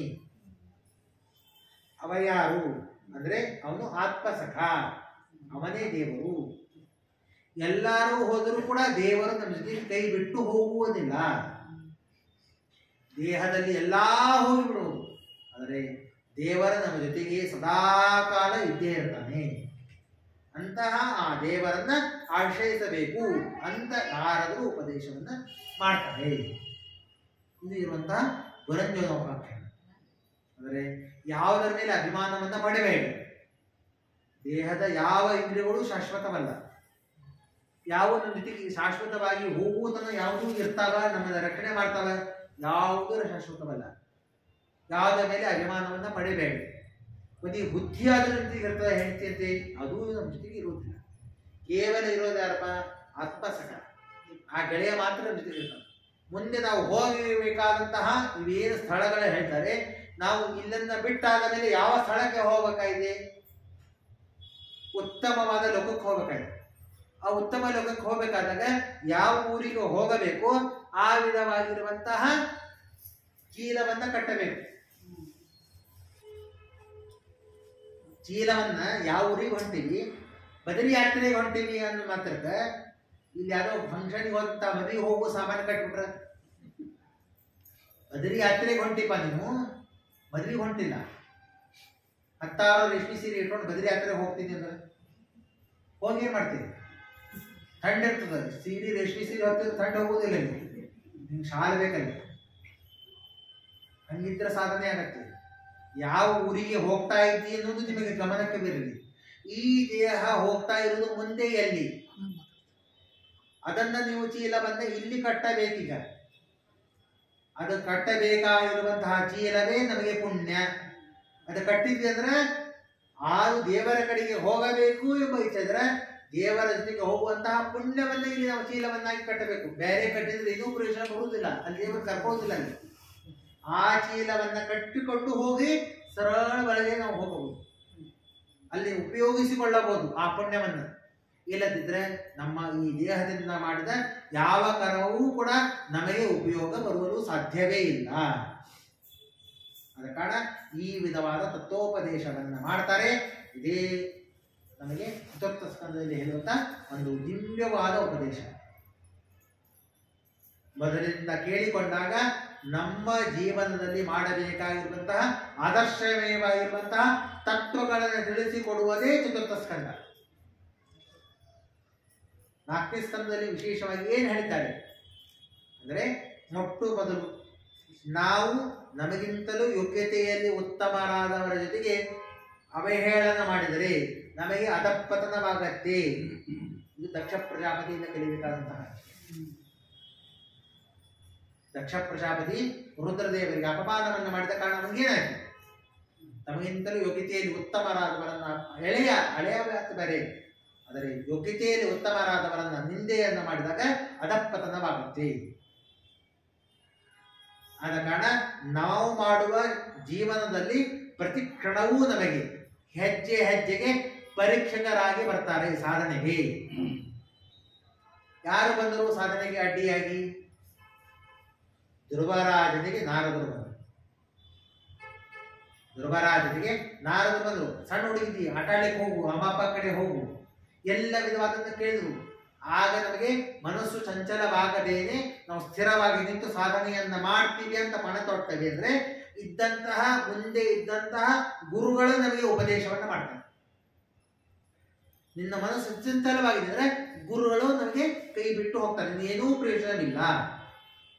ಆದ ಕಾರಣ ಗುರುಗಳನ್ನ ಒಂದು ವೇಳೆ ನಾವು ಆಶ್ರಯನ್ನ ಪಡೆದೇ ಇದ್ದರೆ ಎಂದಿಗೂ ಕೂಡ ನಾವು ದಡವನ್ನ ಮುಟ್ಟಲು ಸಾಧ್ಯವೇ ಇಲ್ಲ. ಮಧ್ಯ ನೀರಿನಲ್ಲಿ ಮುಳುಗಿ ಸಾಯಬೇಕಾಗುತ್ತೆ. ಆದ ಕಾರಣ ಗುರುಗಳನ್ನ ಪ್ರತಿ ದಿನವೂ ನಾವು ಮಾಡಬೇಕು. ಆದ ಕಾರಣ ವಿಶೇಷವಾಗಿ ಯಸ್ಯ ದೇವೇ ಪರಾಭಕ್ತಿ ಯಥಾ ದೇವೇ ತಥಾ ಗುರು ತಸ್ಯೈತೆ ಕಟಿತಾ ಹ್ಯಕ್ತಾಃ ಪ್ರಕಾಶಂತೆ ಮಹಾತ್ಮನಃ. ವಿಶೇಷವಾಗಿ ತಾರತಮ್ಯೋಕ್ತವಾಗಿ ಗುರುಗಳ ಸ್ಮರಣೆಯನ್ನ ಪ್ರತಿ ಕ್ಷಣವೂ ಮಾಡಬೇಕು. ದೇವರ ಗುರುಗಳನ್ನು ನೇರವಾಗಿ ಗುರುಗಳನ್ನು ಸ್ಮರಣೆ ಮಾಡಿದ್ರೆ ಪ್ರಯೋಜನ ಬರುವುದಿಲ್ಲ. ತಾರತಮ್ಯೋಕ್ತವಾಗಿಯೇ ಗುರುಗಳ ಸ್ಮರಣೆಯನ್ನು ಮಾಡಬೇಕು. ಇವರ ಗುರುಗಳು ಅವರು, ಅವರ ಗುರುಗಳು ಅವರು ಅಂತ ಕೈ ಶ್ರೀ ಗುರುಭ್ಯೋ ನಮಃ, ಶ್ರೀ ಪರಮ ಗುರುಭ್ಯೋ ನಮಃ, ಶ್ರೀಮದ್ ಆನಂದ ತೀರ್ಥ ಭಗವತ್ಪಾದಾಚಾರ್ಯ ಗುರುಭ್ಯೋ ನಮಃ, ಶ್ರೀ ವೇದವ್ಯಾಸಾಯ ನಮಃ. ಇದು ನಮ್ಮ ತಾರತಮ್ಯೋಕ್ತವಾದ ಸಂಕ್ಷೇಪವಾಗಿರುವಂತಹ ಗುರು ತಾರತಮ್ಯ. ಆದ ಕಾರಣ ಈ ತಾರತಮ್ಯವನ್ನು ಗುರು ಸ್ಮರಣೆಯನ್ನು ಮಾಡಬೇಕು. ಯಥಾ ದೇವೇ ತಥಾ ಗುರು. ಗುರುಗಳನ್ನ ದೇವತೆಗಳನ್ನು ತಾರತಮ್ಯೋಕ್ತವಾಗಿ ಭಜನೆಯನ್ನ ಮಾಡ್ತೀವಿ, ಸ್ಮರಣೆಯನ್ನ ಮಾಡ್ತೀವಲ್ಲ, ಅದೇ ವಿಧವಾಗಿ ತಾರತಮ್ಯೋಕ್ತವಾಗಿ ಗುರುಗಳ ಸ್ಮರಣೆಯನ್ನ ಮಾಡಬೇಕು. ಅಧಮರನ್ನ ಮೊದಲಿಗೆ ಮಾಡಿ, ಉತ್ತಮರನ್ನ ಮೊದಲಿಗೆ ಮಾಡಿ, ತಾರತಮ್ಯವನ್ನ ಭಂಗ ಮಾಡಿದ್ರೆ ಅದು ನಮ್ಮಲ್ಲಿರುವಂತಹ ದೋಷ. ನಾನು ಬೇಕಾದವರನ್ನು ಸ್ಮರಣೆ ಮಾಡ್ತೀವಿ, ಬೇಡದವರನ್ನು ಬಿಡ್ತೀವಿ, ಹಾಗಲ್ಲ. ನಾವು ಯಾರಿಂದ ಉಪಕೃತರಾಗಿದ್ದೀವಿ ಪ್ರತಿಯೊಬ್ಬ ಗುರುಗಳನ್ನ ತಪ್ಪದೇನೆ ಸ್ಮರಣೆ ಮಾಡಬೇಕು. ತಾರತಮ್ಯ ಭಂಗವಾಯ್ತಂದ್ರೆ ಅದು ದೋಷ ಅಂತ ಇರ್ತಾವೆ. ಯಥಾ ದೇವಿ ತಥಾ ಗುರು, ಇದು ಜ್ಞಾನಿಗಳು ಹೇಳಿದಂತಹ ಮಾತು, ಶ್ರೀಮದಾಚಾರ್ಯ ಹೇಳುವಂತಹ ಮಾತು. ಆದ ಕಾರಣ ಆ ವಿಧವಾಗಿ ತಾರತಮ್ಯೋಕ್ತವಾಗಿ ಮಾಡಿದಾಗ ಮಾತ್ರ ದೇವರು ನಮಗೆ ಸಾಧನೆಯನ್ನ ಮಾಡಿಸ್ತಾನೆ ಅನ್ನುವುದನ್ನ ಗುರುಗಳು ನಿಂತು ಉಪದೇಶವನ್ನ ಮಾಡಿ, ನಾರದರು ಗುರುಗಳಾಗಿ ನಿಂತು ಧ್ರುವರಾಜನಿಗೆ ಉಪದೇಶವನ್ನ ಮಾಡಿದರು. ಮುಂದೆ ಬರುವಂತಹ ವಿಶೇಷತೆ. ಆದ ಕಾರಣ ಇದು ಧ್ರುವರಾಜನ ಕಥೆಯಲ್ಲಿ ತಿಳಿದುಕೊಳ್ಳಬೇಕಂದ್ರೆ, ಧ್ರುವರಾಜನಿಂದ ಕಳೆದುಕೊಳ್ಳಬೇಕಾದ್ರಪ್ಪ ಸಾಧನೆ ಮಾಡಬೇಕಾದ್ರೆ ನಮ್ಮಲ್ಲಿ ಹಠ ಬೇಕು. ಇಲ್ಲದಿದ್ದರೆ ಸಾಧನೆ ಸರ್ವಥಾ ನಮ್ಮಿಂದ ಆಗುವುದಿಲ್ಲ ಅನ್ನೋದನ್ನು ಧ್ರುವರಾಜನಿಂದ ಕಲಿಬೇಕು. ಚಿಕ್ಕ ಬಾಲಕನದು ಆದರ್ಶವನ್ನು ಇಟ್ಟುಕೊಂಡು ಕಲಿಯಬೇಕಾದಂತಹ ವಿಷಯ. ಇದರ ಮುಂದೆ ಇರುವಂತಹದ್ದು ಪುರಂಜನೋಪಾಖ್ಯಾನವಾಗಲಿ ಅಥವಾ ಬರೀಶ್ವರನ ಒಂದು ವಿಶೇಷವಾಗಿರುವಂತಹ ಕಥೆಯಾಗಲಿ, ಆಮೇಲೆ ಪೃಥುರಾಜನ ಕಥೆಯಾಗಲಿ. ಪೃಥುರಾಜನ ಮತ್ತು ವೇದ ಕಥೆಯಲ್ಲಿ ನಾವು ಅಷ್ಟೇ ಮಾಡಿದರೆ ಪ್ರಯೋಜನವಿಲ್ಲ. ಯಜಮಾನರಾಗಿ ನಿಂತು ನಾವು ನಮ್ಮ ಜೊತೆಗೆ ನಮ್ಮ ಹೆಂಡತಿ, ಮಕ್ಕಳು, ನಮ್ಮ ಪ್ರಜೆಗಳು, ನನ್ನನ್ನು ಆಶ್ರಯಿಸಿದಂತಹ ಗುರುಗಳಾಗಿದ್ದರೆ ಶಿಷ್ಯರು ಅವರೆಲ್ಲರಿಗೂ ಕೂಡ ಸರಿಯಾಗಿರುವಂತಹ ಬೋಧನೆಯನ್ನ ಮಾಡದೇ ಇದ್ದರೆ ನಮಗೆ ಅದು ಸದ್ಗತಿ ಆಗುವುದಿಲ್ಲ ಅನ್ನುವುದನ್ನು ನಾವು ಇದರಿಂದ ತಿಳಿಯುತ್ತೇವೆ. ಹಾಗೆ ಸಂಸಾರದಲ್ಲಿ ಬಂಧನ ಹೇಗಿದೆ, ವಿಮೋಚನೆಯೂ ಹಾಗಿದೆ ಅನ್ನುವುದನ್ನ ಈ ಚತುರ್ಥ ಸ್ಕಂದ ದೃಷ್ಟಾಂತ ರೂಪವಾಗಿ ನಮ್ಮ ಜೀವನವನ್ನೇ ವಿಶೇಷವಾಗಿ ತಿಳಿಸಿಕೊಡುವಂತಹ ಒಂದು ವಿಶಿಷ್ಟವಾಗಿರುವಂತಹ ಇದಾದ ಕಾರಣ ನನ್ನ ವಿಶೇಷವಾಗಿ ಅದನ್ನು ತಿಳಿದುಕೊಳ್ಳಬೇಕು. ಇದರ ವಂಶದಲ್ಲಿ ಮುಂದೆ ಬರುವಂಥದ್ದೇ, ಇದೇ ವಂಶದಲ್ಲಿ ಮುಂದೆ ದಕ್ಷ ಹುಡ್ತಾನೆ. ದಕ್ಷ ಪ್ರಜಾಪತಿಯ ಕಥೆಯಿಂದಾಗಿ ಮನ್ವಂತರಾದಿಗಳ ಕಥೆ ನಮಗೆ ಪಂಚಮ ಸ್ಕಂದದಲ್ಲಿ ತಿಳಿದು ಬರುವಂತಹ ವಿಷಯವಾಗಿದೆ. ಅದನ್ನು ಮುಂದಿನ ಉಪನ್ಯಾಸಕರು ಅದನ್ನು ತಿಳಿಸಿಕೊಡ್ತಾರೆ ವಿಶೇಷವಾಗಿ. ಆದ ಕಾರಣ ಭಗವಂತನ ಈ ಗುಣಮಹಿಮೆಗಳನ್ನು ಈ ಸಂದರ್ಭದಲ್ಲಿ ಶ್ರೀನಿವಾಸ ದೇವರ ವಿಶಿಷ್ಟ ಸನ್ನಿಧಾನ ಇದರಲ್ಲಿ ಇದೆ. ವೆಂಕಟೇಶ ದೇವರಲ್ಲಿ ಇದರಲ್ಲಿ ಪೂಜೆಯನ್ನ ಪ್ರತಿಷ್ಠಾಪನೆಯನ್ನ ಮಾಡಿದಂತಹ ಮಹಾನುಭಾವರು ಸತ್ಯಬೋಧಕರು. ರಾತ್ರಿಯ ಕಾಲದಲ್ಲಿ ಸೂರ್ಯನನ್ನು ತೋರಿಸಿದಂತಹ ಮಹಾನುಭಾವರು ಗುರುಗಳು. ಅವರು ತನ್ನ ಬಿಂಬನನ್ನ ಇದರಲ್ಲಿ ಇಟ್ಟು ಹೋಗಿದ್ದಾರೆ. ಅಂದ್ರೆ ಊರಲ್ಲಿ ಸನ್ನಿಹಿತರಾಗಿದ್ದಾರೆ ರೂಪದಿಂದ. ಆ ಗುರುಗಳ ಮುಂದೆ ಆ ದೇವರ ವಿಶಿಷ್ಟನಾದ ಭೂವೈಕುಂಠ ಪುರುಷನಾಗಿರುವಂತಹ ಶ್ರೀನಿವಾಸ ದೇವರ ಎಲ್ಲ ನಮ್ಮ ಪಾಪಗಳನ್ನು ಕಳೆಯುವಂತಹ ಶ್ರೀನಿವಾಸನ ಮುಂದೆ ನಾವು ಕಲಿತಂತಹ ಎರಡು ಮಾತುಗಳನ್ನು ತಿಳಿಸಿಕೊಡಬೇಕು. ಆದರೆ ಶ್ರೀನಿವಾಸ ಒಪ್ಪಬೇಕಾದ್ರೆ ಒಂದು ಇನ್ನೊಂದು ಬೇಕು. ಇಡೀ ಹುಬ್ಬಳ್ಳಿಯಲ್ಲಿ ಇರ್ತಕ್ಕಂಥ ಒಂದು ವಿಶಿಷ್ಟತೆ ಇದೆ.